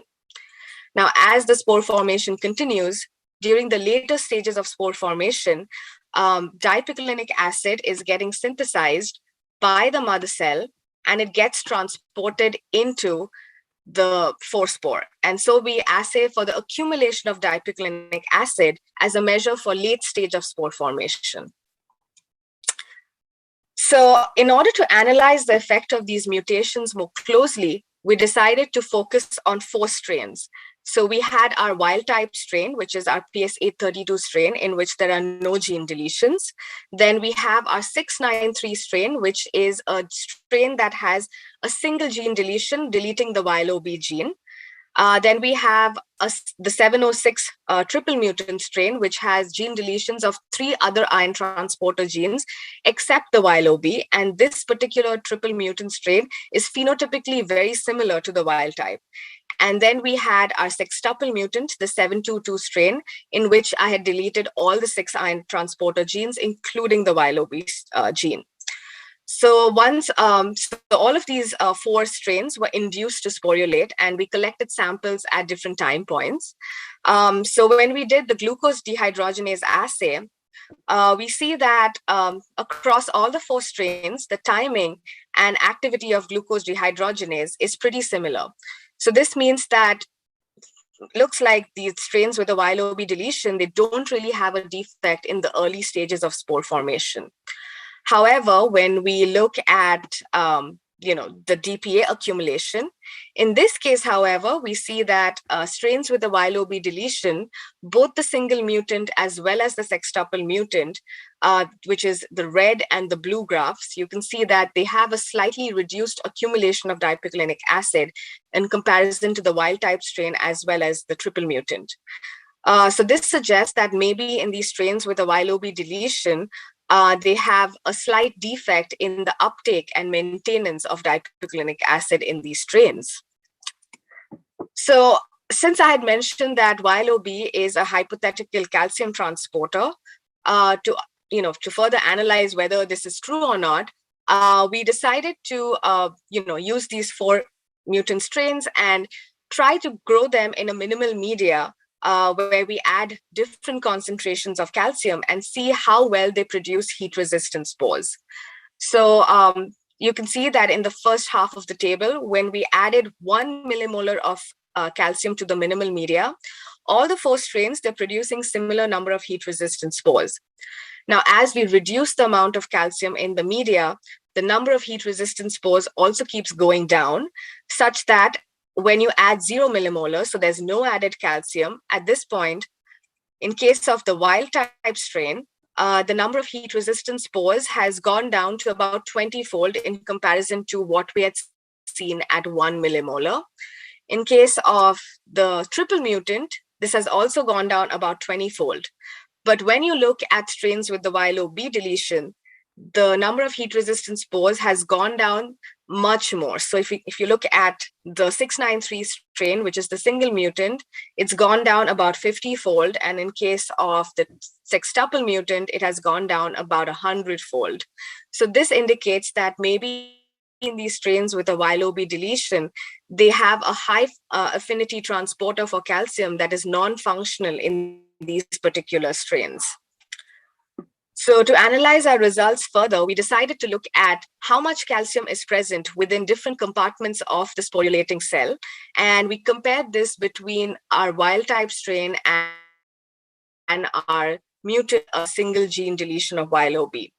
So in order to do these, both of these strains were induced to sporulate, and samples were collected at 6 hours and 8 hours from the initiation of spore formation. And then we quantified calcium in each of the different compartments using atomic emission spectroscopy. So in case of the wild-type strain, we can see that in case the 4 spore, which is in black, you can see that they have a really high quantity of calcium in the 4 spore in comparison to the mother cell. Now, this is very normal because during the process of spore formation, the mother cell, it transports the calcium from the mother cell into the 4 spore, and therefore there's an accumulation of calcium within the 4 spore where it then starts forming that complex with dipicolinic acid to make the spore very stable. Now, when you look at our mutant strain, which has the YLOB gene deletion, here you see that the 4 spore and the mother cell, they have almost nearly equal concentrations of calcium. Now, this indicates that maybe in this gene deletion strain, there's a defect in the transport of calcium from the mother cell into the 4 spore. So it's not really accumulating that calcium that you need to make the spore very stable. So, and this is consistent with our observation that strains with the YLOB deletion, they produce a subpopulation of unstable spores. So if you remember the picture that I had shown you, these strains with the YLOB deletion, we saw this mixed population of phase bright and phase dark spores. Now, we know that these phase dark spores that they're producing is very unstable. But what about the subpopulation of phase bright spores that these strains are producing? Is that population completely normal, or is there some sort of defect in that population itself? So in order to analyze this, we decided to separate the phase dark and the phase bright spores in these strains. And we did this using differential centrifugation. So phase dark spores are much lighter, so they float on top, whereas the phase bright spores, they are much heavier and they sink to the bottom. So once we separated them, we then performed an ion assay to see whether these phase bright spores are normal or not. So we're looking at only these 4 particular strains. So if you look at the 693 strain, which is the single gene deletion of YLOB, if you compare that to the wild type as well as the triple mutant, it looks like all of them are producing similar number of ions of calcium, manganese, magnesium, and potassium. So there's not much difference that's happening. But when you look at the sextuple mutant, in which we had deleted all the 6 genes, here we see that this particular strain, there's a really high concentration of manganese and magnesium. So initially we were thinking that maybe in this particular strain, because it has these additional gene mutations, maybe that's what is contributing to this increase in manganese and magnesium. So in order to test our hypothesis, we looked at these additional mutations that are present. So we looked at these single mutations of these additional mutations, and we don't really see an increase in manganese and magnesium. So these additional mutations are not contributing to what we're seeing. So what we think is happening in this strain is either we're deleting certain ion export systems when we're deleting some of these genes, or they are accumulating manganese and magnesium to really high levels to compensate for the less accumulation of calcium in these strains, because often you need these divalent ions to replace calcium in the spore when calcium is not available. So eventually we then looked into spore germination to see if germination is getting affected in these strains. So how do you look at spore germination? So initially, you try to germinate your spore sample by adding specific nutrients. Usually, these are amino acids like valine or alanine. And once the spore, detects these nutrients, you then look for a drop in optical density, and that's what your germination assay is. You know that your spore is germinating. So here we see that in case of our wild type strain, as well as our triple mutant, which is very phenotypically similar to the wild type, they're germinating quite rapidly. You see that drop in optical density. But in case of our strains with a YLOB deletion, both the single mutant as well as the sextuple mutant, you see that they're not germinating very well. So there is a significant germination defect. So what we were able to conclude from this particular study was that Bacillus subtilis strains with the YLOB deletion, they seem to be producing a subpopulation of unstable spores, which are less resistant to heat. And this is probably due to the defect in transport from the calcium from the mother cell into the forespore.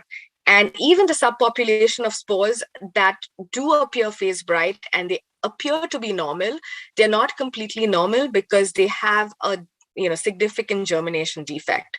Now, in addition to this, in the sextuple mutant, we also see an increase in manganese and magnesium, which is either because of the deletion of genes encoding specific ion export systems, or they're accumulating this to higher levels to compensate for the diminished calcium transport. So we were able to publish these results. And if you try to look at future goals or what is the importance of this project, so in the future you can probably target these particular ion transporters, specifically the calcium transporter that we discovered, to stop spore formation, and that can eventually affect the production of spore therapeutics in the future. So that was my first initial project that I worked on. So moving on, I'll elaborate a little bit on the second project that I worked on. So this was titled Identification of Germination Active Genes in Bacillus subtilis using transposon sequencing. So in this project, we were trying to find additional proteins that might be involved in the spore germination pathway.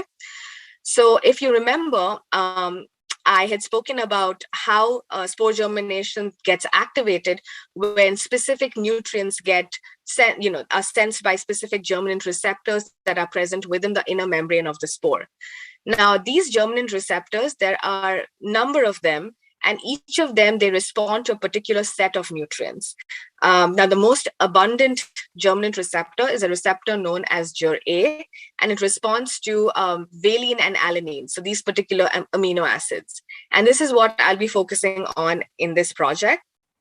So using transposon sequencing, our lab was able to identify 14 genes that could be involved in the process of spore germination. Now, when you look at this list, you might be familiar with certain genes like DNA-J or HFQ, which are well known to be involved as RNA chaperones or involved in protein quality control. We also had a bunch of genes at the bottom like YLBC or YQEF, which are completely unknown. They have no known function. But the common feature amongst all of these genes was that none of these genes have been previously implicated to have a role in spore germination. So it was very exciting to see that if we could actually prove that these genes do play a role in spore germination. So since we're looking at spore germination, the first assay would be a germination assay. And before we could do assays, we had to create single deletion mutants of all of these 14 genes, and then go ahead with these different assays. So the first assay was trying to germinate these spores using valine. And what we saw is that, so we see the wild type strain, which is in blue. It's germinating very rapidly. But most of our mutant strains, you can see that they're not germinating very efficiently, and they almost show a 50% or more germination defect in response to valine. So now, since that we know that, yes, all of these mutant strains, they have this germination defect, we wanted to see which stage of germination is getting affected. Is it stage 1 or stage 2? So during stage 1 of germination, there's a rapid release of calcium and dipicolinic acid from the spore core. So as a measure for early stage of spore germination, we assay for the release of dipicolinic acid. So here again, you can see that in case of the wild type strain, which is in blue, it's releasing dipicolinic acid very rapidly, but the mutant strains are not as efficient. Then we looked at stage 2 of germination. So during stage 2, there is breakdown of the spore cortex peptidoglycan, and there's release of these cortical fragments. And therefore, we assay for the release of N-acetylmuramic acid, which is a known component of the spore cortex. So again, you can see that the wild type strain is releasing N-acetylmuramic acid very rapidly, which is the blue line. And then the mutant strains are not as efficient in releasing N-acetylmuramic acid. So from these assays, we were able to show that most of our mutant strains were affecting stage 1 of spore germination. And as a result of which, they were also affecting stage 2 of spore germination, because stage 2 is dependent on stage 1 of germination. So the next big question was, okay, so we're seeing this germination defect specifically against valine. So within the spore population that these mutant strains are producing, the question was whether 100% of the spore population was showing this germination defect, or whether a subpopulation of the spores were germinating properly and the rest of them had this germination defect. So to analyze this, we germinated our wild type strain as well as our mutant strains with valine, and we looked at these spores under the microscope 1 hour after germination. So in case of our wild type strain, which is the PS832, which has no gene deletions, we see that after 1 hour, all the spores have gone from phase bright to phase dark. So this indicates that, all the spores in this strain, they're germinating very well, and they're losing their resistance. Now, when you look at our mutant strains, here you can see that nearly 50 to 60% of the spore population in the mutant strains, even after 1 hour of germination, they're still phase bright. They haven't gone phase dark. So this indicates that nearly half the spore population in these mutant strains, they have a defect in even initiating spore germination. So now that we've seen that, yes, these, in these mutant strains, they are not initiating, about half the population is not initiating spore germination. We wanted to understand the reasoning why this is happening. So we are seeing that, yes, it's when you're specifically adding valine to the solution, it's not germinating. And as I had mentioned, the particular germinant receptor known as GER-A, that's the one that responds to valine. So we think that there's something that's going wrong with the GER-A receptor that's affecting this germination. So to understand this further, we wanted to know whether the transcription of the GER-A gene is getting affected, or the translation and protein production of GER-A is getting affected. So to understand this, we made a GER-A-LAC-Z transcriptional fusion in these various mutant strains in order to measure transcription. And we looked at beta-galactosidase activity. So surprisingly, what we saw is that most of the mutant strains, they had a normal level of transcription in comparison to the wild type strain, except these 4 particular strains, CISP-T, YJC, YLBC, and YTPA. So in these 4 strains, we think that maybe there is altered activation transcription factors that's resulting in this transcription defect. Now, when we looked at protein translation and production of the GER-A protein, in order to do this, we did a Western blot, which tells us how much of the GER-A is getting produced. So if you look at the Western blot image, this is one of our mutant strains. You can see that in case of our wild type strain, the band is very thick, whereas in comparison of, when you look at the SKFE mutant strain, the GER-AC band is very light compared to the wild type. So this tells you that, there's a significant reduction in the protein production. And this is something that we see across most of our mutant strains, where they show a 50% or greater defect in the production of the GER-A protein in comparison to the wild type strains. So definitely translation seems to be affected more in these strains. So in order to confirm our observation and that, yes, it is GER-A that is affecting this germination defect that we're seeing, we decided to overexpress GER-A in these mutant strains and see if that could help in recovering the germination defect that we were seeing. So if you look at the graph here, so the wild type strain, this is the one in blue. When you germinate, the one in orange, when you germinate it with L-valine initially, you can see that it's germinating very rapidly. But in case of our mutant strains, for example, the DNA J mutant, which is in yellow, you can see that it has a significant germination defect.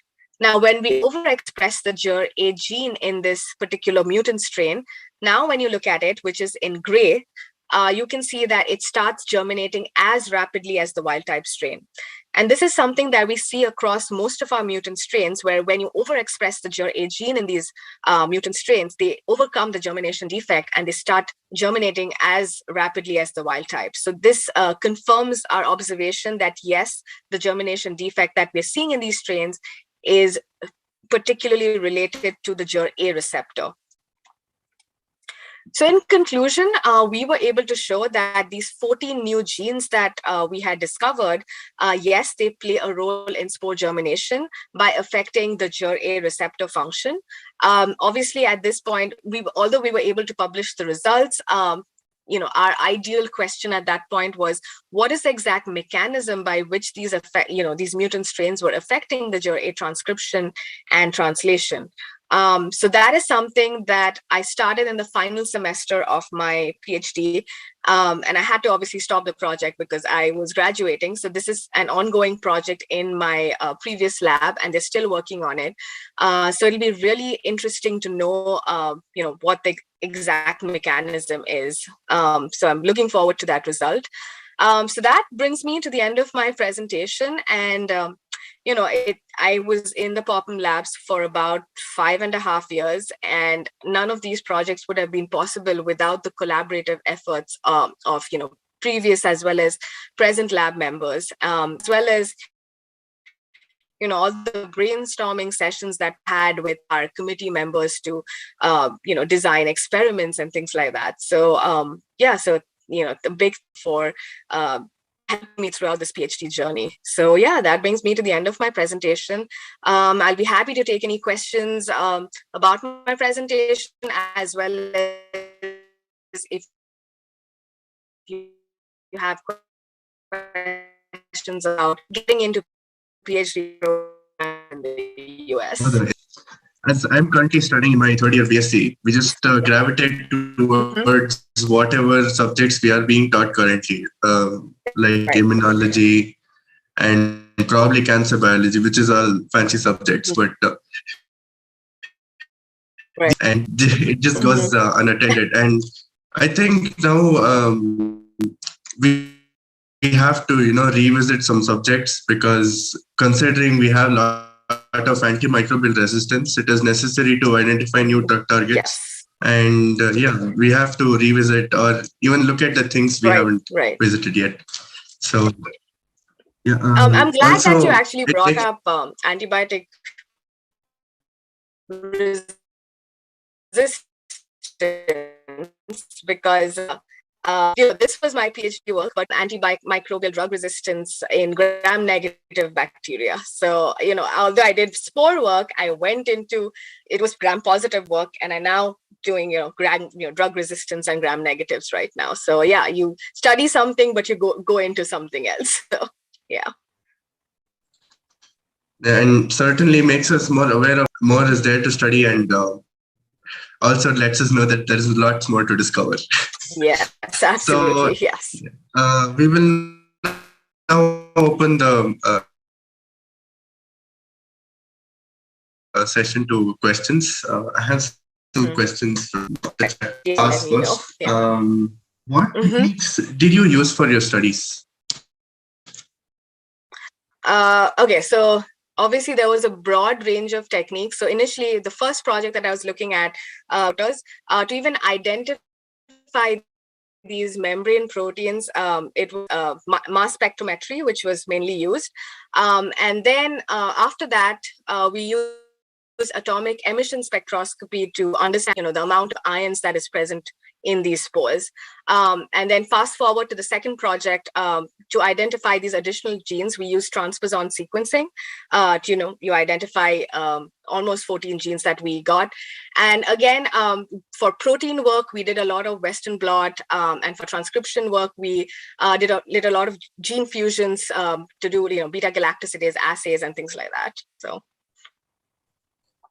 Thank you, ma'am. I hope that answers your question. A lot of things we stayed in my I'm glad that you can relate to what I'm speaking. That's the best thing. Yeah. The next question: are there any resistant strains of Bacillus subtilis which are pathogenic? Sorry, I think you went mute. So Bacillus subtilis in general is always non-pathogenic, but when we are creating these mutant strains, like even when I generated these strains, I often added antibiotic drug resistant markers to these genes to make these mutations. So I converted them from, they were not pathogenic, but they're still drug resistant. So I kind of converted them to resistant strains, yeah. The next question would be, spore therapeutics sound interesting. Could you elaborate a little more on how spores of Bacillus subtilis could be used in this way? So, right, it's a very good question. So, there are two methods why spores are very important in the industry right now. One is in a beneficial way, because if you look at the gut microbiome, therapeutics right now, often, when you're trying to target drugs into the gut, they often get destroyed by bile acids that are present. So the best way often to make them reach the gut and for them to have an action would be to engulf them within a spore, and you send it in, and the spore is resistant to the bile acids, and then you can release the drug into your gut. So that's a very interesting way that you can look into it. And the other thing, as I had mentioned, so for some of these things, research work that we did, when we were trying to discover these particular genes, you can target these specific genes. You can block these genes in the future when you're designing spores to prevent spores, from even forming. So that'll actually affect how spores are getting formed. And if you can prevent that, you can actually prevent the disease, right? So, yeah. The next question, can the knowledge of Bacillus subtilis be related to other bacterial species as well? Whether the genes that are present in Bacillus subtilis, whether they're related to other studies that you carried out. Right. So, as I said, although I was mostly doing Bacillus subtilis, when you look at Bacillus anthracis or even Clostridium, which are other spore formers, some of these genes are very common. Some of these pathways are very common. Yes, the identity of some of these germinant receptors might be a little different. They might recognize other nutrients, but the general basis of how you're doing the experiments is pretty similar. The pathways are very similar. So, but Bacillus subtilis is a model organism. So if you do the study in the model organism, you can then translate it into your other strains. Yeah. Another question by Vaibhavi. Have you come across any genes that could be manipulated to increase the sporulation process? I haven't come across it, but there are other labs who are working on it. So there are a lot of papers on, specific genes that you can target. You can increase, you can, add promoters that specifically increase the transcription of these particular genes. So these can be done. Yeah. I think we should wait for some more questions because I'm glad that, everybody is so interested in spores. And I think that, when I came into the grad school, this is something that I had studied in master's, so I could relate, with it much more. So, Anurag, I've sent you some. Please check.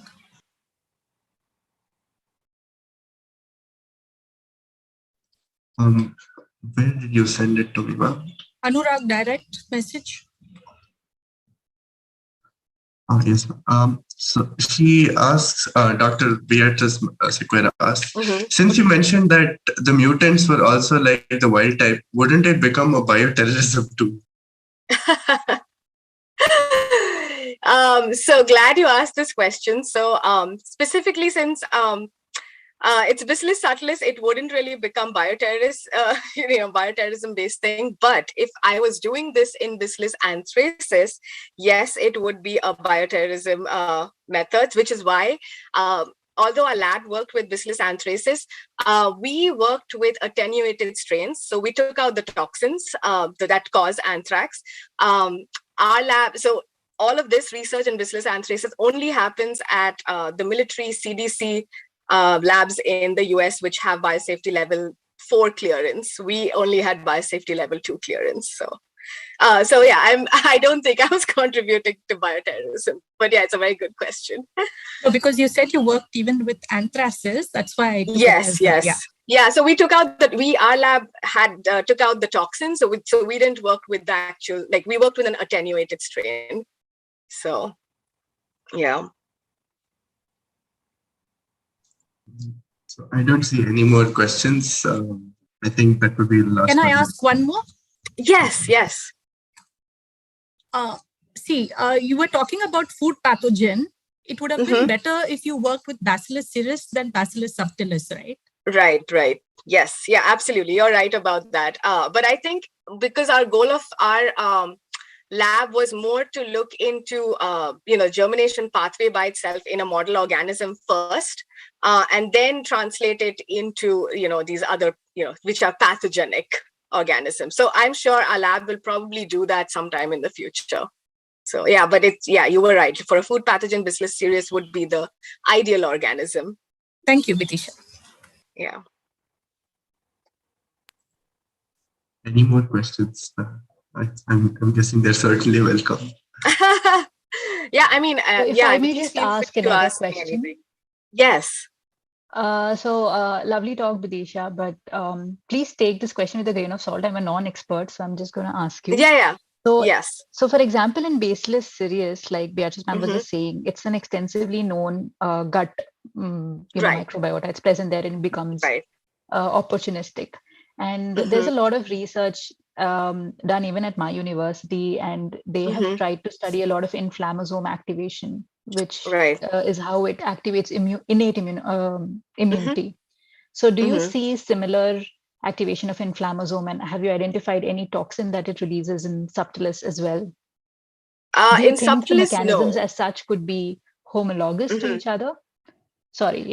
So as I said, in Bacillus subtilis, there's been research done extensively, and nothing has pointed towards where it becomes pathogenic in any form.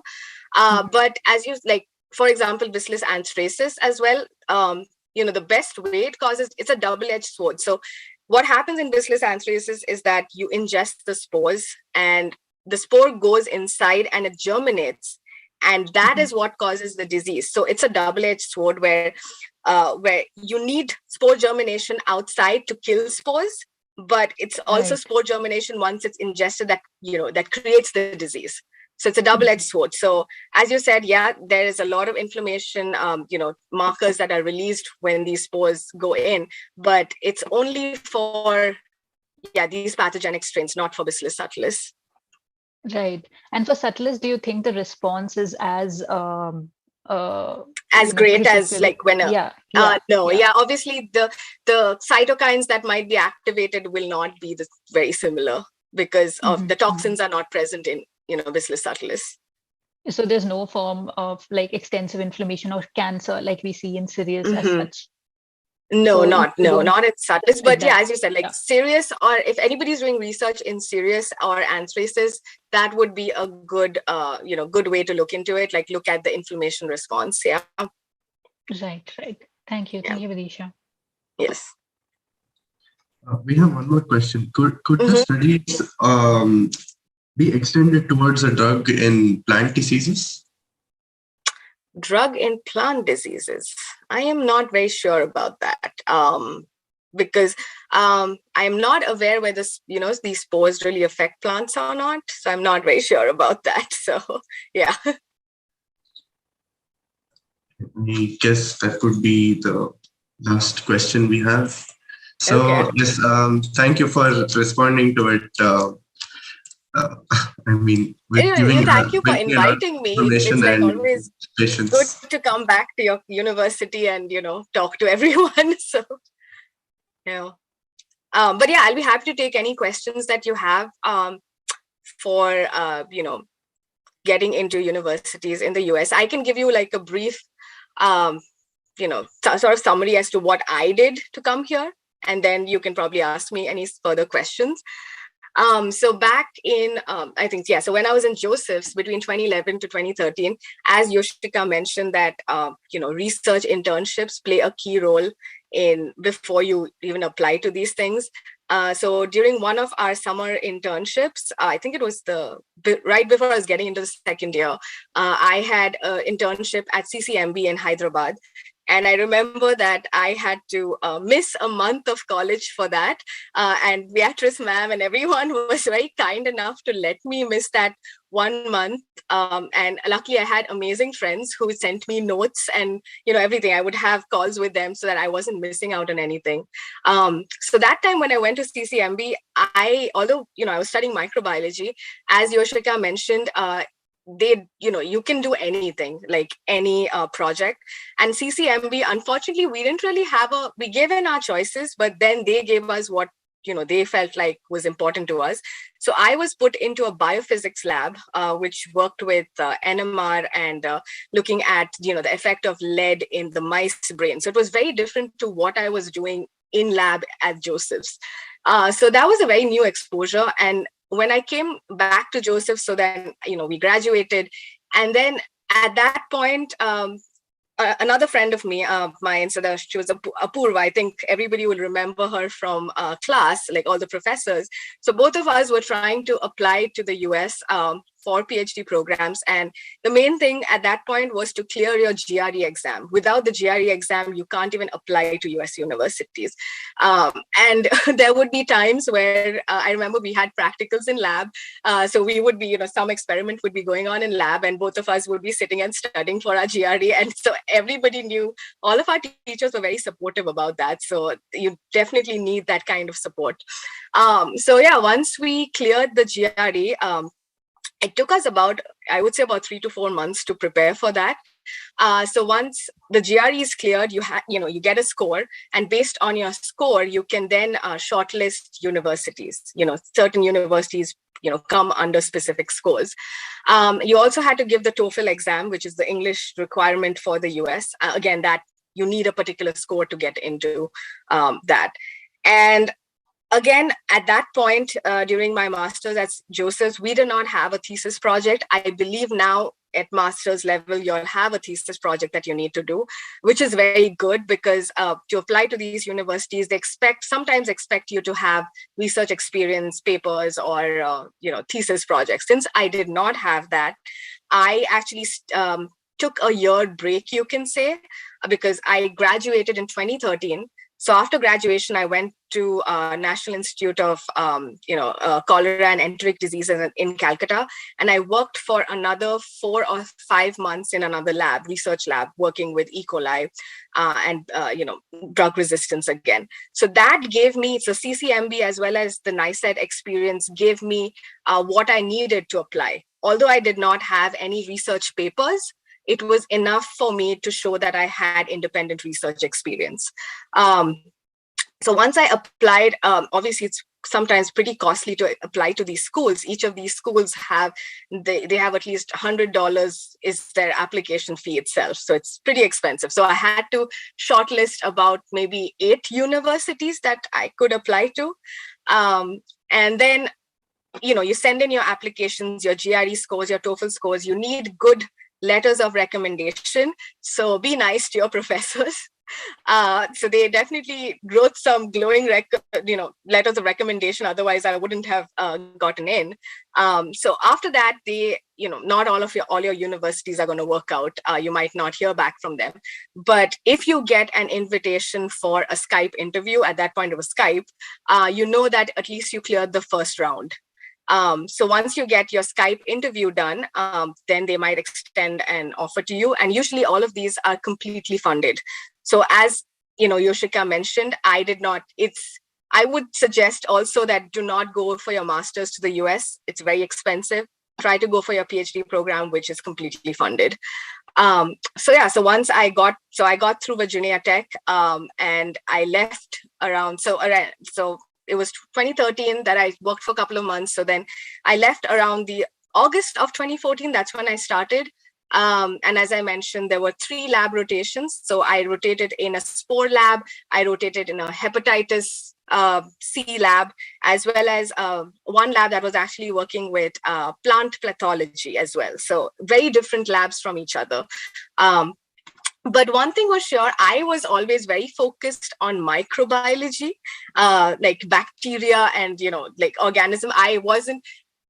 Probably it wasn't my interest to look into cancer or things like that. So even when I chose my lab, I decided to go with something that was working with, gram positives, and anthrax was a big thing that time. So I went into pathogenic bacteriology. So that was for about 5.5 years. And within those 5.5 years, you have multiple times, first 2 years are a lot of coursework. You are repeating a lot that you did in your master's, because sometimes, they feel that it's not credible enough or whatever. They need to know that you have master's level knowledge of the US. So they make you go through that. And then in your 3rd year, you have a preliminary or candidacy exam, which you need to pass in order to continue with your PhD program. So they give you about 2 chances. If you do not pass that, you're made to take a master's and leave. So that is one tricky exam that is there. So once you clear that exam, you have about 2 to 2.5 years to graduate. So it took me overall 5.5 years. And right after I graduated, I joined as a postdoc at NIH. And as I mentioned, so when I joined, it was peak pandemic time. So I graduated during May of 2020. Again, pandemic, nobody could come to my defense. It was a Zoom defense. It was pretty bad. But so when I joined NIH, I had to join on the contract that I would work on a COVID-related project. That was the only way that I could join. So the project that I was working on initially was looking at whether saliva could be used as an alternate diagnostic sample instead of nasopharyngeal swabs, because if you have taken your RT-PCR test, you know how painful they are when the swab goes in. So we were trying to look at alternative methods, and we were actually able to publish that yes, saliva could be used, and we actually rolled out the program as well. So it's much easier to get tested now. So once that project was done, I went into the actual project of the lab, which was dealing with drug resistance in gram-negative bacteria, how it's spread via horizontal gene transfer using plasmids.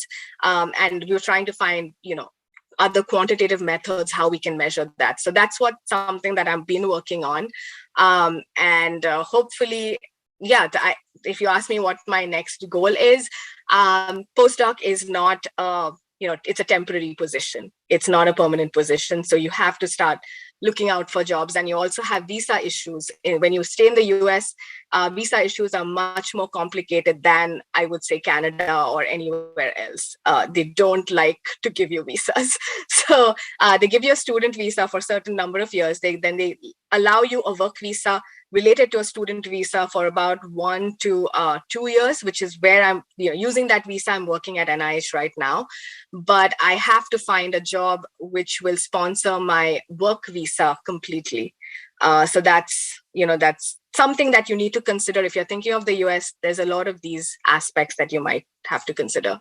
So yeah, that's where I am at right now. So I have actually currently accepted a job at University of Chicago as a microbiology platform director. So I will be joining that. So again, it's going deep into microbiology. I am like only focusing on bacteria. So it's you're calling what you want out of it. So if you like cancer, RNA, that's great. If you love bacteria, then continue doing that. So yeah. So yeah, that is what I have, but I'll be happy to take any questions. Thank you for explaining your whole journey to the US. That was really helpful. I mean, especially people who are trying to get into the US now.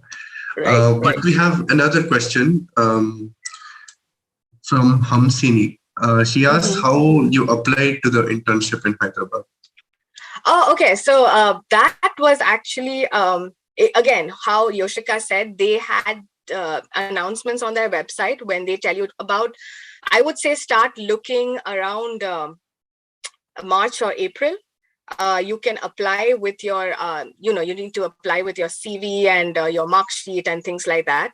And usually they let you know by April whether you're selected or not. And it goes on from, I think, April end to it's about a two-month internship. So that is why I had to miss a month of college. So, yeah. Another question. Did you have a choice for your lab rotations when you were there? Yes, I did. So every year when you join, certain number of labs decide to take in students, and they come in, their professors come. We have an orientation where the professors come in and sort of advertise their lab, you can say. They talk about their projects, and then you are amongst, maybe they're given a list of maybe 10 labs, and you can choose any 3 of those labs to rotate. So. Any more questions? I don't see any more. And I think I would definitely agree with Yoshika. What she said is that be very mindful of who you choose as your PhD advisor, because they can make it or break it. So be mindful of that. And so don't always go by the reputation of the lab. Go by how the people in the lab are. Talk to previous students, talk to current grad students. Like if they're not happy, like do not go into that lab. So. Another question just popped up. You said that saliva can be used for COVID testing, but why is nasal swab still being used? Right, it's a very good question. So nasal swabs are the gold standard of, predicting whether you have COVID-19 or not. The reason why saliva is, saliva, when we tested, we saw that it gives you really good results when you have a moderate to a high viral load. So in the mid-infection stage to the high infectious stage. So initially, when you have COVID-19, maybe the first few days, saliva won't be the best sample because it gives you lower CT readings. So for that, you need to be in, so that you have a moderate viral load. That's when saliva can detect it. So that's why if you want to get, if you're flying or anything, you still don't have any symptoms or anything. So that's, RT-PCR works best with the nasal swabs. But again, we have tried to enroll it out to regular NIH employees now. And we've seen that, yes, saliva can be used. I don't know if in India, they've been using saliva or not. I don't know. Like, have they started? No. Okay. No, I think they're still sticking with the normal, as you said, gold standard. Okay. Yeah. Reliable. And we already have many false positives within. Right. Exactly. Yeah. Yeah. So I would say, if you are in your mid to late infectious stage, saliva is very good at detecting your COVID-19. Yeah. Any more questions? Yeah. I think that would be the last one. Okay, so thank you again for patiently answering all the questions. I'm sure all of us are enlightened with your work. And now I request people to turn on their cameras to take a photo. And I'm just so happy that I, get to see all my professors again. So Beatrice ma'am, Vajid ma'am, Poppy ma'am, Jyoti ma'am, everybody. So it's like really nice to be in the presence of, previous professors. Yeah.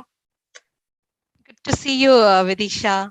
And proud of you all, both Yoshika, you, excellent, even Apurva, I would really like to be in touch with her. So you can share her mail ID or her number also. It would be great. Yeah. Yes, Apurva is actually working at NIH too. So yeah. So we are both postdocs at NIH. Yeah. Okay. So please send her mail ID so that we can be in touch with her also. Yes, definitely. Yeah.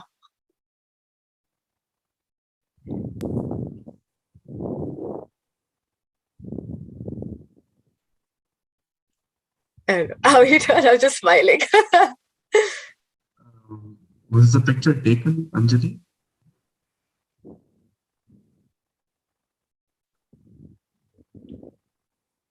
Thank you, Apurva. That was a great session. I think you should smile for a bit more.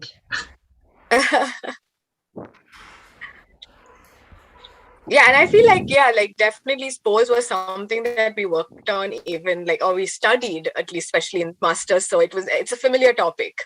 So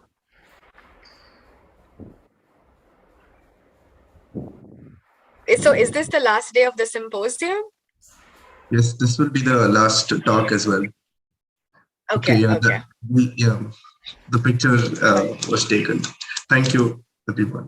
Okay. All right. With this, we come to the end of the session.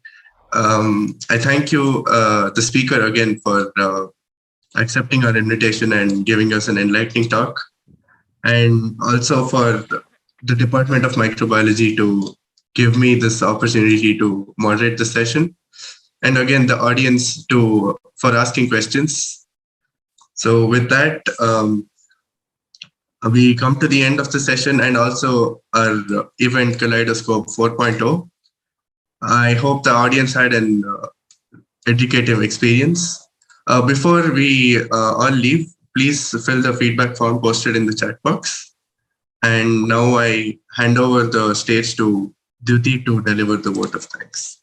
Thank you. A very warm evening to everyone. I, Duty Adavi, first year UG MCZ, on behalf of the Department of Microbiology, St. Joseph College Autonomous, consider it my privilege to propose the vote of thanks and acknowledge the contribution of everybody who made this event Kaleidoscope 4.0 a success. I express my sincere gratitude to all our alumni speakers who took time off their busy schedule to be with us throughout the event. I thank you all for expressing your views and inspiring us to aim higher. I would now like to extend my gratitude to our rector, Father Sweber D. Silva, SJ, our beloved principal, Father Dr. Victor Lobo, SJ, Registrar Dr. Melvin Colasso, and the management for constant support and encouragement. I would also express my gratitude to Dr. Beatrice Sequeira, Dean of School of Life Sciences. I extend a heartfelt thanks to Dr. W. Jyoti, HOD of the Department of Microbiology, for a constant guidance and support. I'm grateful for the staff of the Department of Microbiology for supporting us. I also thank the MC Aishwarya and the choir for the soulful prayer song. I would now extend my gratitude to all the moderators and the volunteers who are working tirelessly backstage, making sure the event takes place smoothly. Special thanks to my seniors, Amal and Shankar, who have been handling the live streaming on YouTube. A big thank you to the association members of both UG and PG associations for organizing and making sure the event takes place smoothly. This event wouldn't have been a success without the active participation of our audience. A big thank you to everyone who made this event a huge success. Stay safe and have a safe evening ahead. Thank you, everyone.